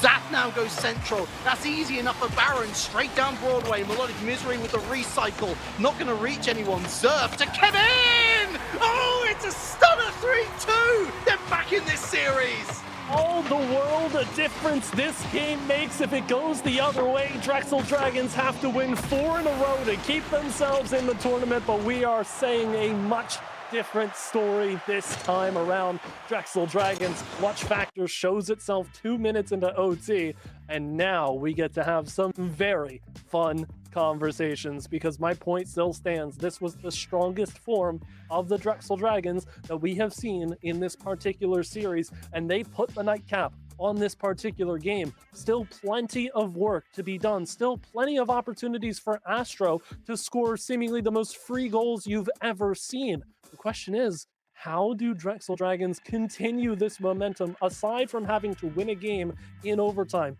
Can they get it done faster than that? Was it their strongest performance so far? Yes, I agree with you. Was it a convincing performance? Oh, no, not in my mind. The old saying is that they're as useful as a chocolate teapot. Well, right now, it feels like a chocolate teapot with hot water in it, but it's in a nitrogen freezer. So right now, it's holding together. But for how long? Is it going to be taken out of that freezer? Is it going to remain in there for the rest of eternity? These are questions that are important. These are questions that are going to be answered in the next couple of games. Of course, we are guaranteed at least 2 more games now, given that Drexel were able to bite back here in game number 3. I don't know, though. I feel like they don't have a plan. They are basically playing Rocket League, and that's it. That's as far as the thinking goes, which, if it gets them wins, fair enough, Galgan. I'm just hedging my bets on Southern Miss still. I think that makes sense, but the rationale that I draw is this overtime win in the most previous game was technically, I mean, they didn't necessarily hold it because the game was over, but it was the Drexel Dragons' first ever lead in this series. They started down 0-1 in Game 3. They scored to level things up. Then Southern Miss got out to a 2-1 lead, and Drexel scored to level things up. Finally winning the game in OT was the first time that we've seen the Drexel Dragons ahead against Southern Miss Coca-Cola, despite the fact that that looked like a more complete game for Drexel. Oh, now, finally, no, there's actually no way. Well, Astro, is he lucky or is he good? He's the ultimate combination of both. I guess the one unlucky moment is that he is the one player in net that could have denied Kevin, although it's very difficult to do so. He does very well to deny Kevin this time around, though.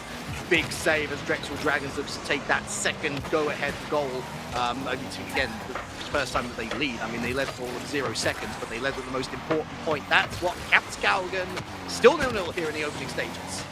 Just my heart breaks for an opportunity like that with Baron, because if they score that goal and Drexel grabs the lead, we are talking about the scary momentum work again. We are talking about Drexel Dragons finding their form, getting into a rhythm, and really starting to control things. They can still do that with an early score. It's still just a minute and a half into this game, and Southern Miss Coca-Cola seem to have more of a defensive stance this time around, perhaps realizing that Drexel Dragons are a tougher test than they may have given credit to earlier on, but the point still stands. Drexel, it feels like the ball is in your court right now, but the worst thing that you can do is allow Southern Miss to nullify the OT win you just got and walk it right down Broadway for Astro, who cannot stop scoring.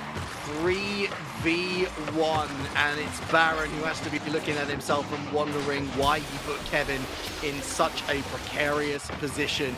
It was a free giveaway. Drexel was still rotating back.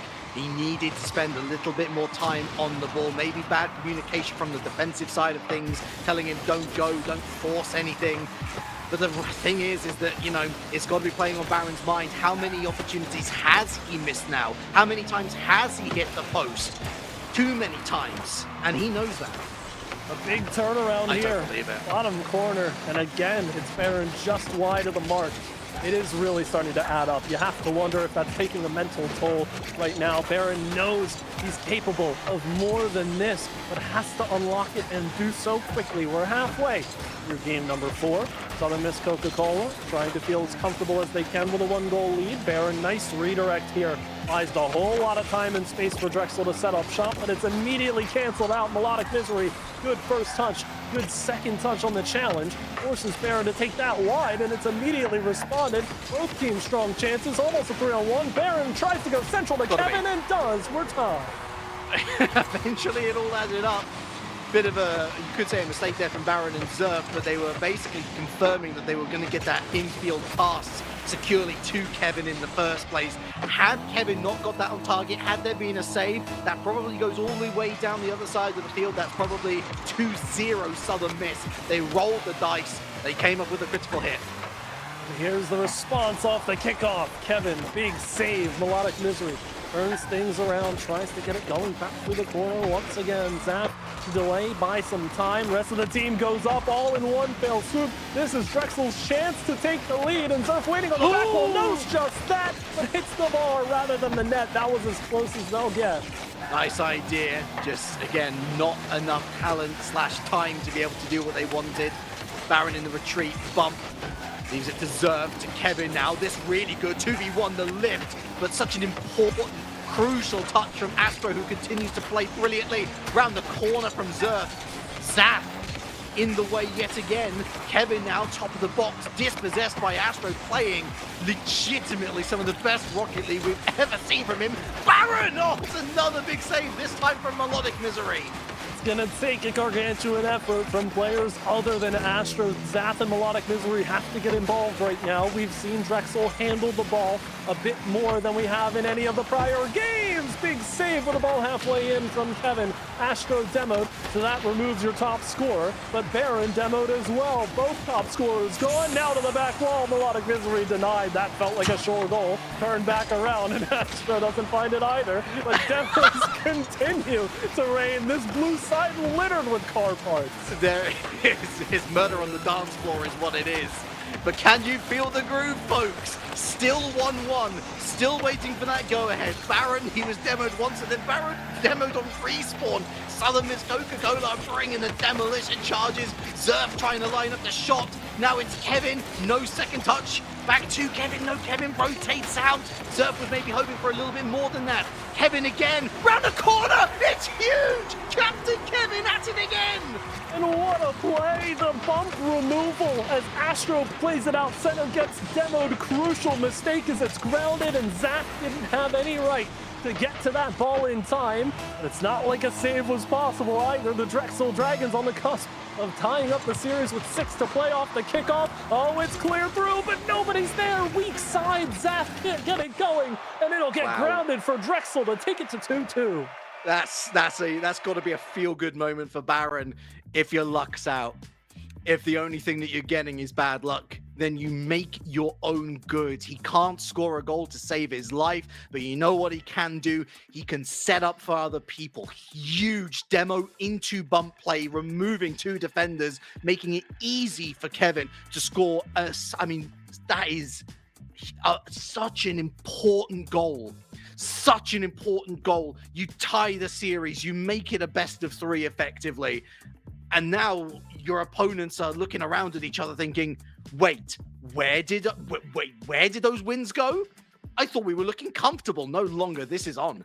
It's truly a testament again to taking the Drexel Dragons and understanding, like I use the term 3-headed Hydra a lot, but this team works at its best when every player is clicking where they need to be, whether it's passing, shooting, defending, what have you. Everybody has their own specialties, but far too often in these games that we've seen Southern Miss Coca-Cola drop has it been Astro cleaning up every opportunity that just kind of falls through one player on the Drexel defense. As soon as they close up that and Drexel starts playing a more coherent defensive side, that opportunity for Astro to be the Erling Haaland of this tournament goes away. And you need to innovate past having that golden striker waiting on the goal line. So wanting to see that evolution of play, it's becoming less of a want and more of a need for Southern Miss.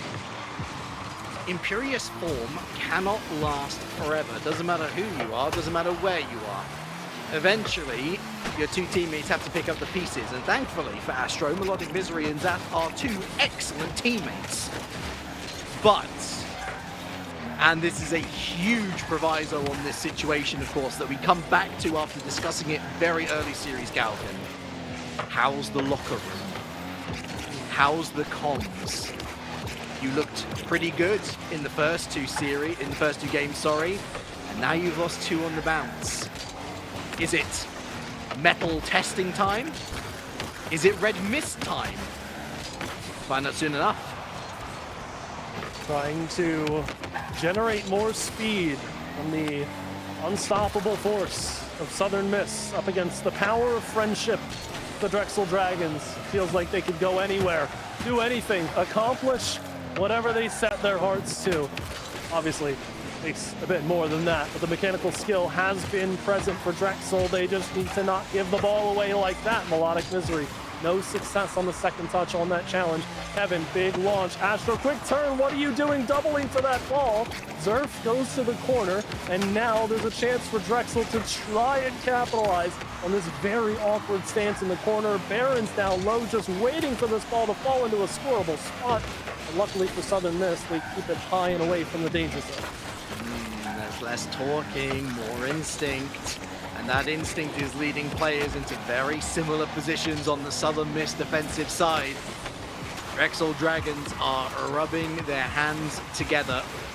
They can sense that something has turned in the water. as the tide finally rested in their favor. Well, they still need to find that go-ahead goal. Still 0-0 as we pass the 2-minute mark and towards half-time. And this is an attacking phase that Zath almost capitalizes on, but where's the defense? Where's the defense, Galgan? Ka-chow! Forget about the defense. Where are the players? Nobody visible. One underneath. You see Astro gone. I mean, where's Melodic Misery in that sequence? Nowhere to be found. Everybody's pushed up so far. Even if you get that challenge out in a favorable way, I don't think that ends up central. Everybody else is out through the corners. It's a tough shot to take through. This is really starting to snowball in favor of Drexel. Southern Miss, MIA. Astro with a stop. Zath pounces on it. Lovely redirect. Even better read from Kevin. And now Astro goes to the backboard for Melodic Misery, who tries that top pocket. I think he was a little bit too sharp a shot anyway, but now Astro shoots. No way. Well, if you wanted if you wanted evidence of the existence of a game turning, there it is, folks. That goes in game 1 and 2. Undoubtedly, maybe this one goes in. Zath goes far post. And Zath with another save. It truly does feel like the day that Astro misses a corner shot in this game is the day that pigs fly, but the only person flying right now is Astro. Confident as ever, played from the corner. Beautiful pop-up pass, and everybody buys in way too heavily from Drexel. Yeah, you gotta say, Zerf, I don't know whether that was a misplay on the controller or a misread necessarily. The damage has been done. 1-1. And that advantage that Drexel Dragons were enjoying has been eradicated. Zerf will hand this off to the side, but they're all clumped up, the Dragons. And that'll suit Southern Miss just fine. They're trying to break through the press, Drexel. And Baron is demoed on target. Zerf has to go a quick turn, does so. It's 1v1 effectively versus Zath tries to steamroller through. Zath stands tall. Still cannot get over the fact that the Drexel Dragons look so much more confident right now. We've seen them take touches that they were not getting at the start of this series, now sent to the back wall. Kevin with a chance to dribble this one out, but Melodic Misery over the top wins 2 challenges, and the goal is as good as scored with Astro breathing down your neck.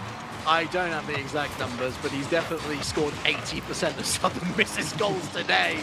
Again, lovely setup from Southern Miss, and actually great work previously from just the Southern Miss unit overall. They took both 100 pads, really limited Drexel Dragons' resources. Kevin left with bare fumes to try and work his way out of his own half. Baron, lovely. Oh, that's brilliant, but Zath somehow makes the save.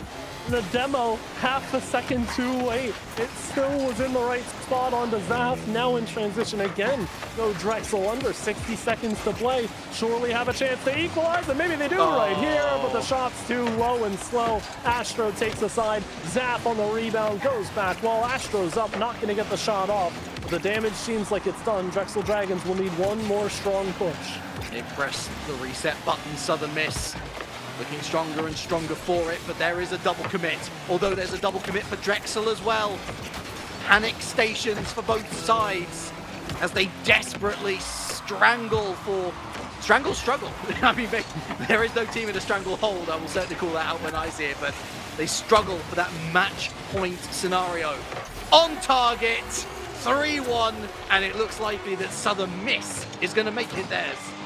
This is the level of confidence, again, that is shown from teams that are ready to close series out. Yes, it's been 2 losses in a row for Southern Miss Coca-Cola, but Zath getting that level of confidence to turn from the midfield booth and take that easy shot through. A fake on the kickoff. You've got to admire the strategy to score with little time on the clock, but it doesn't feel like it's worked just yet. One power clear, easy enough to take away from the bottom corner, and that'll do it with no time left on the clock. 2 goals the better. Southern Miss Coca-Cola are the first team to advance to match point in this elimination matchup. Lower bracket, so much on the line, a berth into the top 6 for either team that can lock this. The Drexel Dragons will have to work even harder than before to get it over the line with 2 games to win. I said that win for Drexel Dragons in game number 4 was important. The most important goal of the series thus far. Scratch that last goal for Southern Miss Coca-Cola was the most important goal of the series thus far. This was the game which Drexel Dragons needed to win. Not the last one. This was the game that they needed to win because Southern Miss was on the back foot. Southern Miss was asking questions of themselves. They didn't look great in the opening minute or two. In fact, Drexel Dragons probably should have taken a bigger lead. Bigger than 1-0, looking at 2-0. You know, really just hammering it home that Southern Miss, you're hurting and you're going to continue hurting. They didn't have the brutality. They didn't have the mercilessness to go for it. And I hope that we can see a game 7 would be a great way to round off the day, Galgan, but you've just let Southern Miss, and in particular Astro, back into form. And, I don't know, missed opportunity in my mind. I think well, you want to talk about missed opportunities. I hate to clock you on this one, but you mentioned Southern Miss, MIA. Southern missing in action is... Oh! It's okay. No. I'll forgive you for that one. I know. It burns, but I just thought of that and I'm like... What I've learned, Galgan, is that 4 best of 5s in a row is okay for Relic. 4 best of 7s in a row, I don't know what my brain's doing. I think my brain is MIA right now, which I'm trying to get through the day. But yeah, again, as much as we can, lament about Drexel Dragons and the fact that the power of friendship doesn't seem to be enough. Good on Southern Miss. They've had allegations, criticism thrown their way, but what everyone can still agree on is that they're a really, really, really good Rocket League team. And if they could just eliminate the slight disharmony in that locker room, quote unquote, things will be a lot better for them in the long term. And maybe the Rally Cry Collegiate Series could be the beginning of a new chapter in this team's career. It's an opening shot. It's an opening save. Drexel Dragons are fighting for their lives. Very much. Win or go home for this series, and the Drexel Dragons need to force Game 7. When I think of this series and put it in the context of the one we saw most recently between Oklahoma Christian and Oakland, we saw a turnaround from Oklahoma Christian where the first 2 games were tightly contested but just barely lost, and then Oklahoma Christian goes on to win 4 very confident games. We have the flip side this time around. Southern Miss Coca-Cola wins 2 very confident games to start things off. You start to think about the sweep, and then Drexel squeaks out 2 games of their own. But that's the problem. The games were so close because Southern Miss were always present in those affairs, those challenges that they took, those shot opportunities that they had. The rare times that Astro missed the target were the ones where the Drexel Dragons took advantage, but they need to have that level of ability to step up here, make a difference, not just squeak through this game and these series. They need to make a statement, and that's as close as you'll get without making one in transition. Southern Miss Coca-Cola denied by Zerg. We are playing at quite a pace in the opening stages of game number 6. Punchy from both sides. It's Route 1 Rocket League, but in the best way. There is no midfield. There's only attack and defense as it stands. Baron bumped out the way, but Kevin's there to step in. Surf towards net, hits backboard, helped onto it by Zap. Spikes out into the midfield, but a double commit limits the chances for Southern Miss to make Drexel Dragons really feel the sweat. Zap infield. There's Melodic Misery. Fires out. It's Melodic Misery again. Backboard setup. Zerf. Kevin downfield. Zap recycles the Melodic Misery. Picks up that 100. Bit miscommunication there in the midfield, actually. It looks like Southern Miss have it handled. Absolutely insane inside the first 2 minutes how many redirects we've seen on the counter immediately on target. This is a prime chance for Astro. High touch for the double, still gets it into the danger zone. Kevin has time to clear it away. Playing in shadow is Zap. Melodic Misery though first to take the touch. Zap is slow and has to pull off of this one, so Drexel have a right to stay in the zone, but we are already halfway through what could be the elimination game for the Drexel Dragons, and they haven't really gotten the better of chances just yet. Couple of transitions, sure, but Southern Miss are really locking things down. Time has flown by. I could not agree with you more. Southern Miss looking the more likely to put this series in the history books. And of course, history is written by the victors. Southern Miss would most certainly love that. They'll be going up against one of Pescados or Oakland University if they were to complete this in 6. Knocking on the door But every time there has been an answer, and it has been defiant from the Drexel Dragons. Misery, the disruption play, but watch out for Baron here. He's all alone now. Misery comes onto the play. Round Surf maybe picks up the 100 boost. It hits up. It's Astro lurking, but strong defense yet again. Rotations coming through. Checking yourself at the midfield line if you're a Drexel Dragon, making sure you have everything locked down, but you really haven't had much time to get close to that midfield line. Stopped back at the bottom of your zone. Kevin going to initiate the push, goes to the ceiling, and Astro pins it there. Crucial challenge from Zerf, saved by Melodic Misery. Zath with one miss. That's one little mistake. Challenge that many people commit to at the top of the box, and Drexel Dragons had a glimmer, a glimpse of hope to score the first goal of this game. But to the final 60 seconds we go, still scoreless. Zerf at the midfield line. 100 boost pickup, thrown towards net, on target! Breakthrough, Drexel Dragons!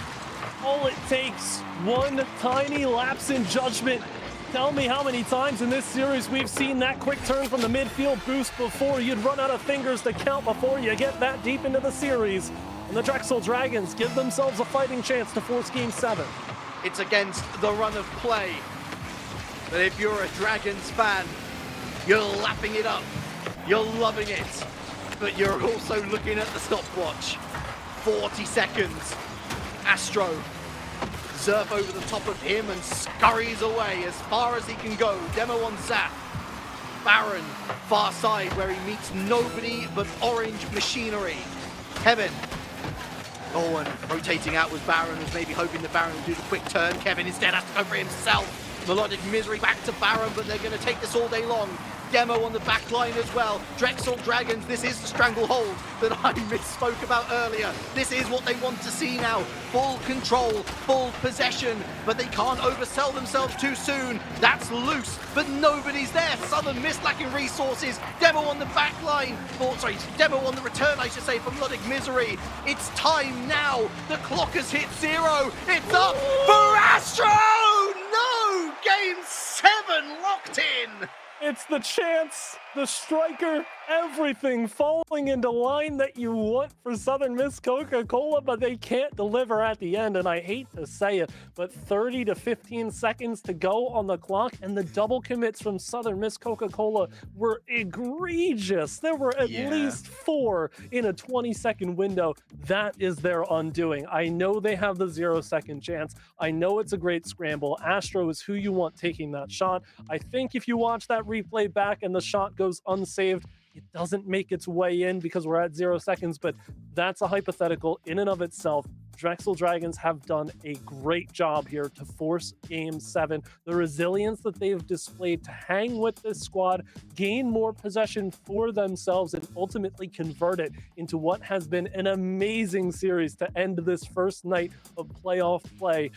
I couldn't be happier. I am happy no matter who takes this series. Both teams can lay claim to it, but we have seen quite the show.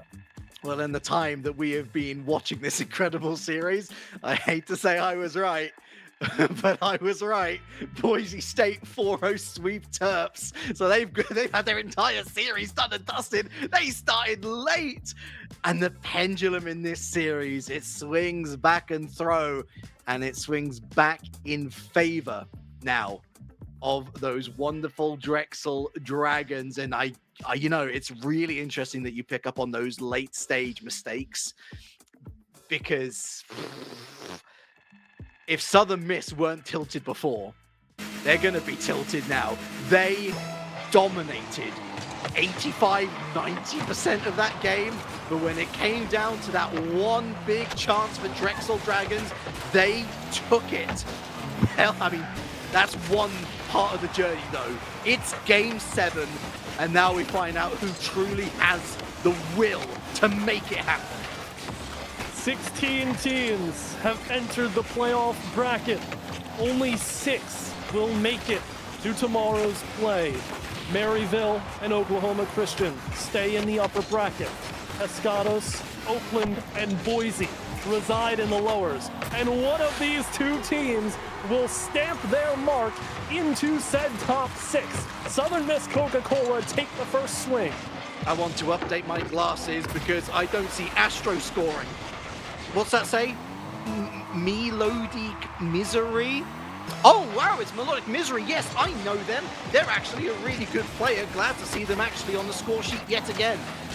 Oh, shut up, Mr. Commentator! Because Southern Miss Coca-Cola don't look tilted at all. This loss looks to have galvanized them.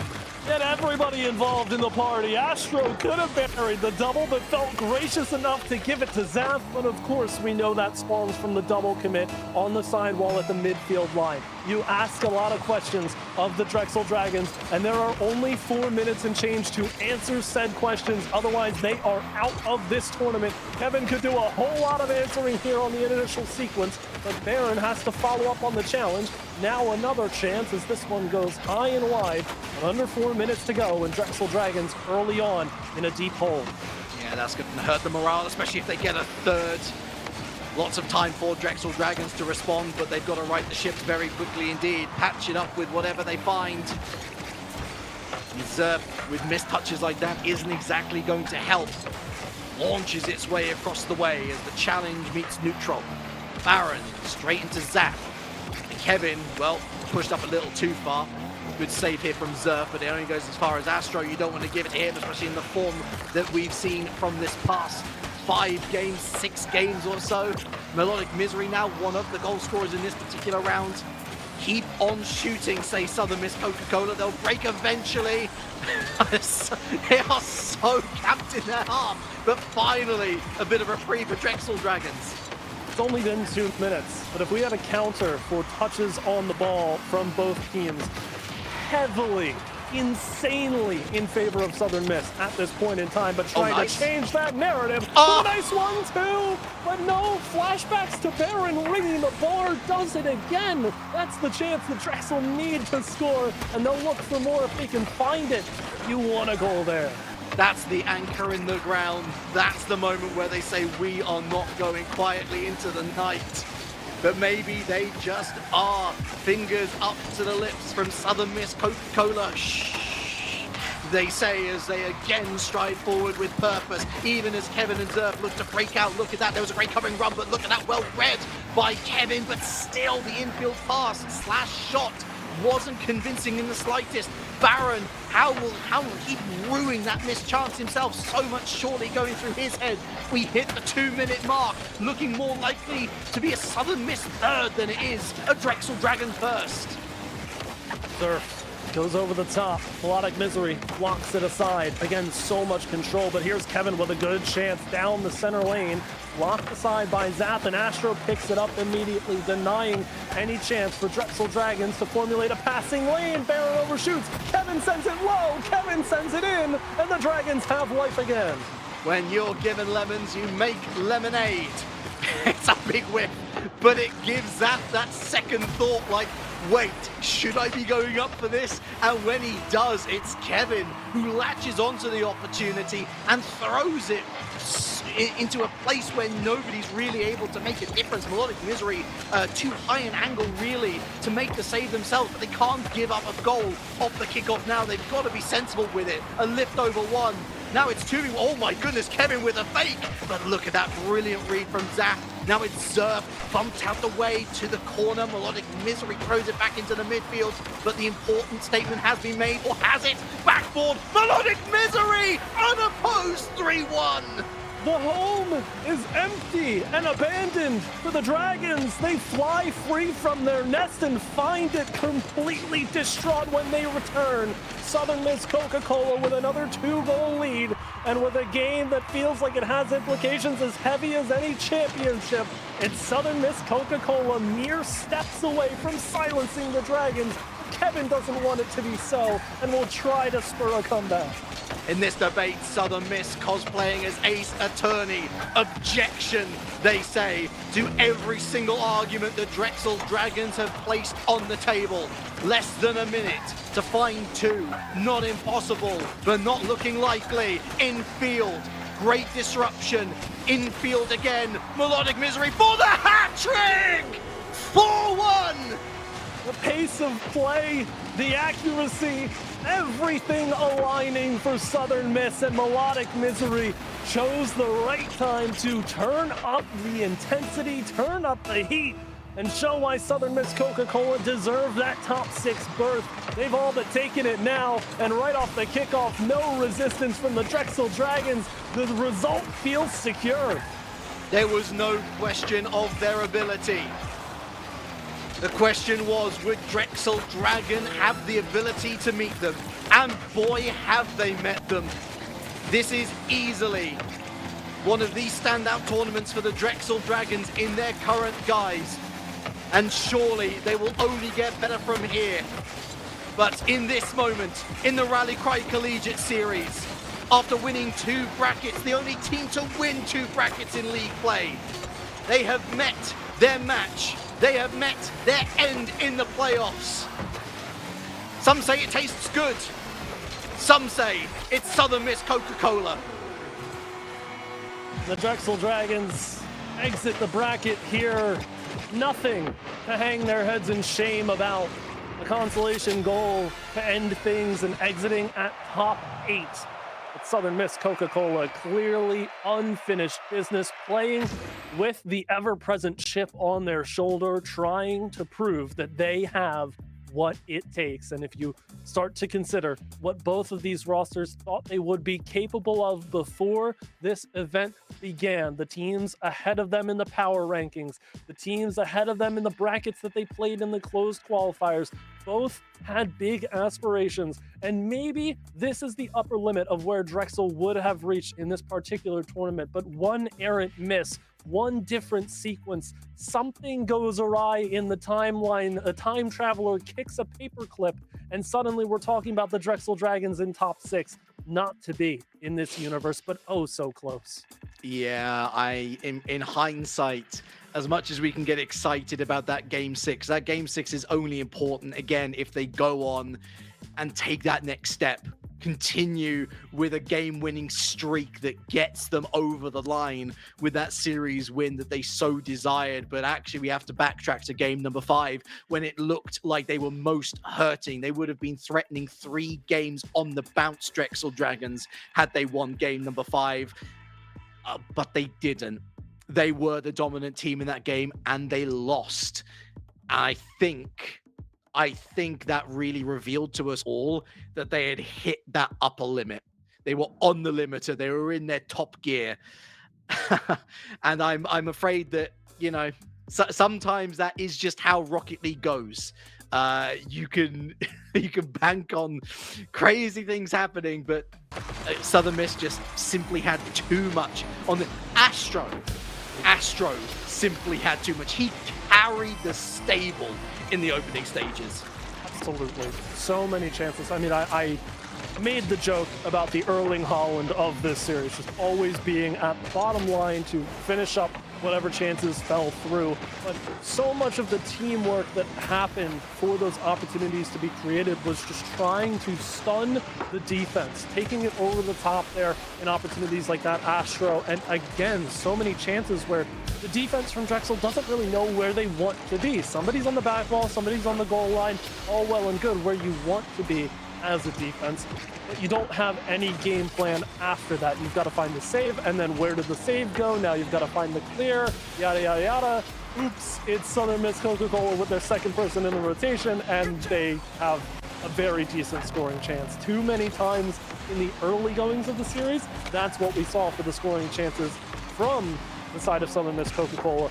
That overtime winner there from Kevin, that spark, that first lead of the series really gave Drexel the hope to push and continue this series all the way to 7. Yeah, I think the pressure really made 2 different teams here. When the pressure was on and Southern Miss were leading, they capitulated ever so slightly, but then again they galvanized, and every time they did find themselves with a setback thereafter, once we headed into game 5 and beyond, they found a new level to go to. It's incredible to think that this team does allegedly have issues with keeping their heads focused and in the right frame of mind, because I saw nothing of that today. You know, I saw a team that struggled, and, you know, they're going up against opponents that found new levels themselves, but when the pressure was on for Drexel Dragons to make hay while the sun was shining, they didn't take that. And I'm not going to plant it all on Baron. I think the Barons woodwork encounters, as I'm going to call them, were simply a symptom and not the root cause. I think that there was a lot more that they could have done on the defensive side of things as well. Couple of misses, panicking when they're looking to keep possession, move up the field, sometimes taking a bit too long on their counter-attacks as well. Small things here and there that, as you say, on a different day would have made a difference. Absolutely. It's just, some other different feelings, some lack of confidence. You saw Melodic Misery there really step up in the final game for Southern Miss Coca-Cola on a different day where these three players are not feeling as strong as they did right here, right now. You have a different story. We went to 7 games for a reason, and the Drexel Dragons have done an excellent job of grinding out series like that. But again, the brackets that they won, the opponents that they faced, they knew it would be a taller task here in this particular playoff bracket, and I don't think they have anything to be ashamed of. It's a 7-game series, goes the distance. The Drexel Dragons find themselves on the losing side, but for Southern Miss Coca-Cola, they join a field of 6 teams that will play to decide the grand finals tomorrow. These 6 teams, by the way, as we take a look at the bracket, it's still Maryville and should be Oklahoma Christian up there in the upper bracket rather than Oakland. Oakland was dropped down by OC Esports. So your bottom or losers bracket contains Southern Miss Coca-Cola, Boise State, Pescados of Fisher College, and Oakland University, with Maryville and Oklahoma Christian up top. Those are your top 6. And Relic, I'm curious how you feel, because we're missing teams such as the Drexel Dragons. We're missing UT Dallas. I think those 2 teams specifically, you can make a case for them being in top 6, but not making it in this particular bracket. At the end of the day, considering how wacky the seeding was, I feel like we have a pretty solid top 6. Yeah, I think the one exchange I would make from what I'm seeing in front of me in comparison to the top 6 that I had in my head, probably UT Dallas in place of Pescados, in which case we already know the result of that series because we saw it earlier today. Boise State beats UT Dallas 4-3. So would they have gone any further in the competition anyway? Who knows? Maybe Pescados will throw up a surprise, but I think that we really do have as close to the top 6 that should have been here, based on previous form, based on what we were expecting from them. And yeah, I think the big surprise would have been UT Dallas, but only when you compare it to the start of the season. They've had an incredible collegiate series. They have improved monumentally. And we're not going to see much more of that improvement for now, but we are going to have another 4 matches, I believe, tomorrow. Please, production, correct me if I'm wrong on that one, but I believe we're going to be covering the upper finals.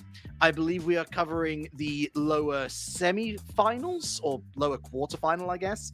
Lower semi-final and lower final, maybe? Oh, you know what? Maybe it's 3 series or whatever. Gone. I can confirm you are very much correct in that. Okay, thinking. good. So tomorrow's show, absolutely jam-packed. It starts off with one of those lower bracket series of the 4, the 2 matchups that we have, just to play that.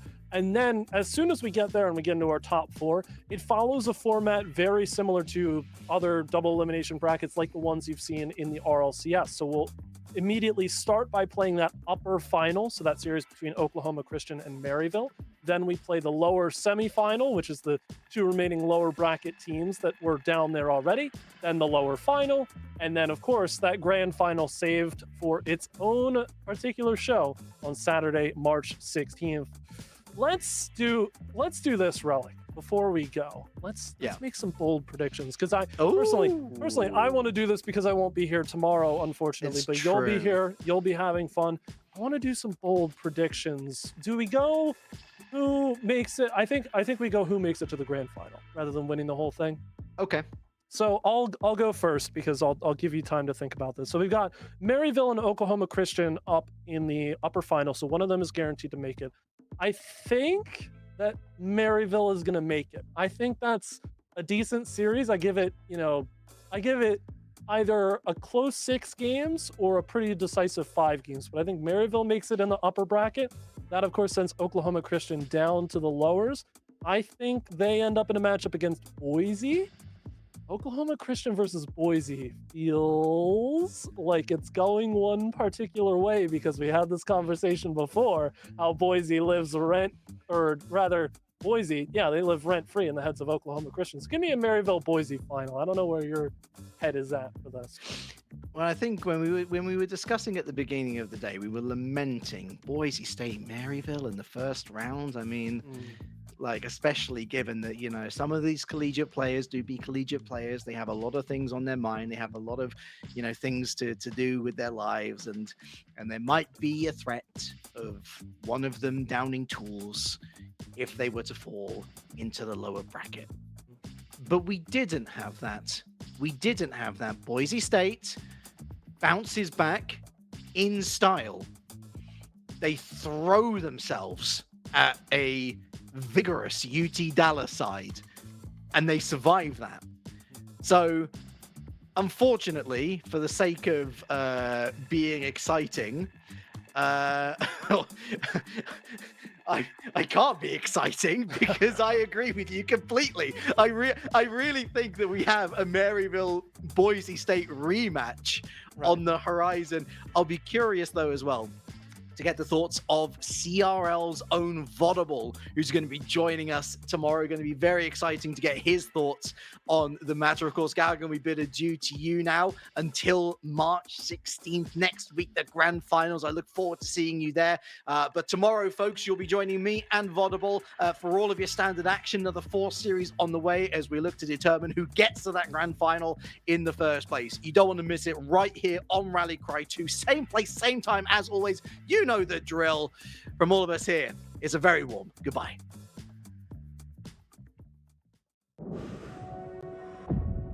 We get how uncertain the future is. We've come of age in a complex world, face to face with problems we didn't create. So what's gonna happen next?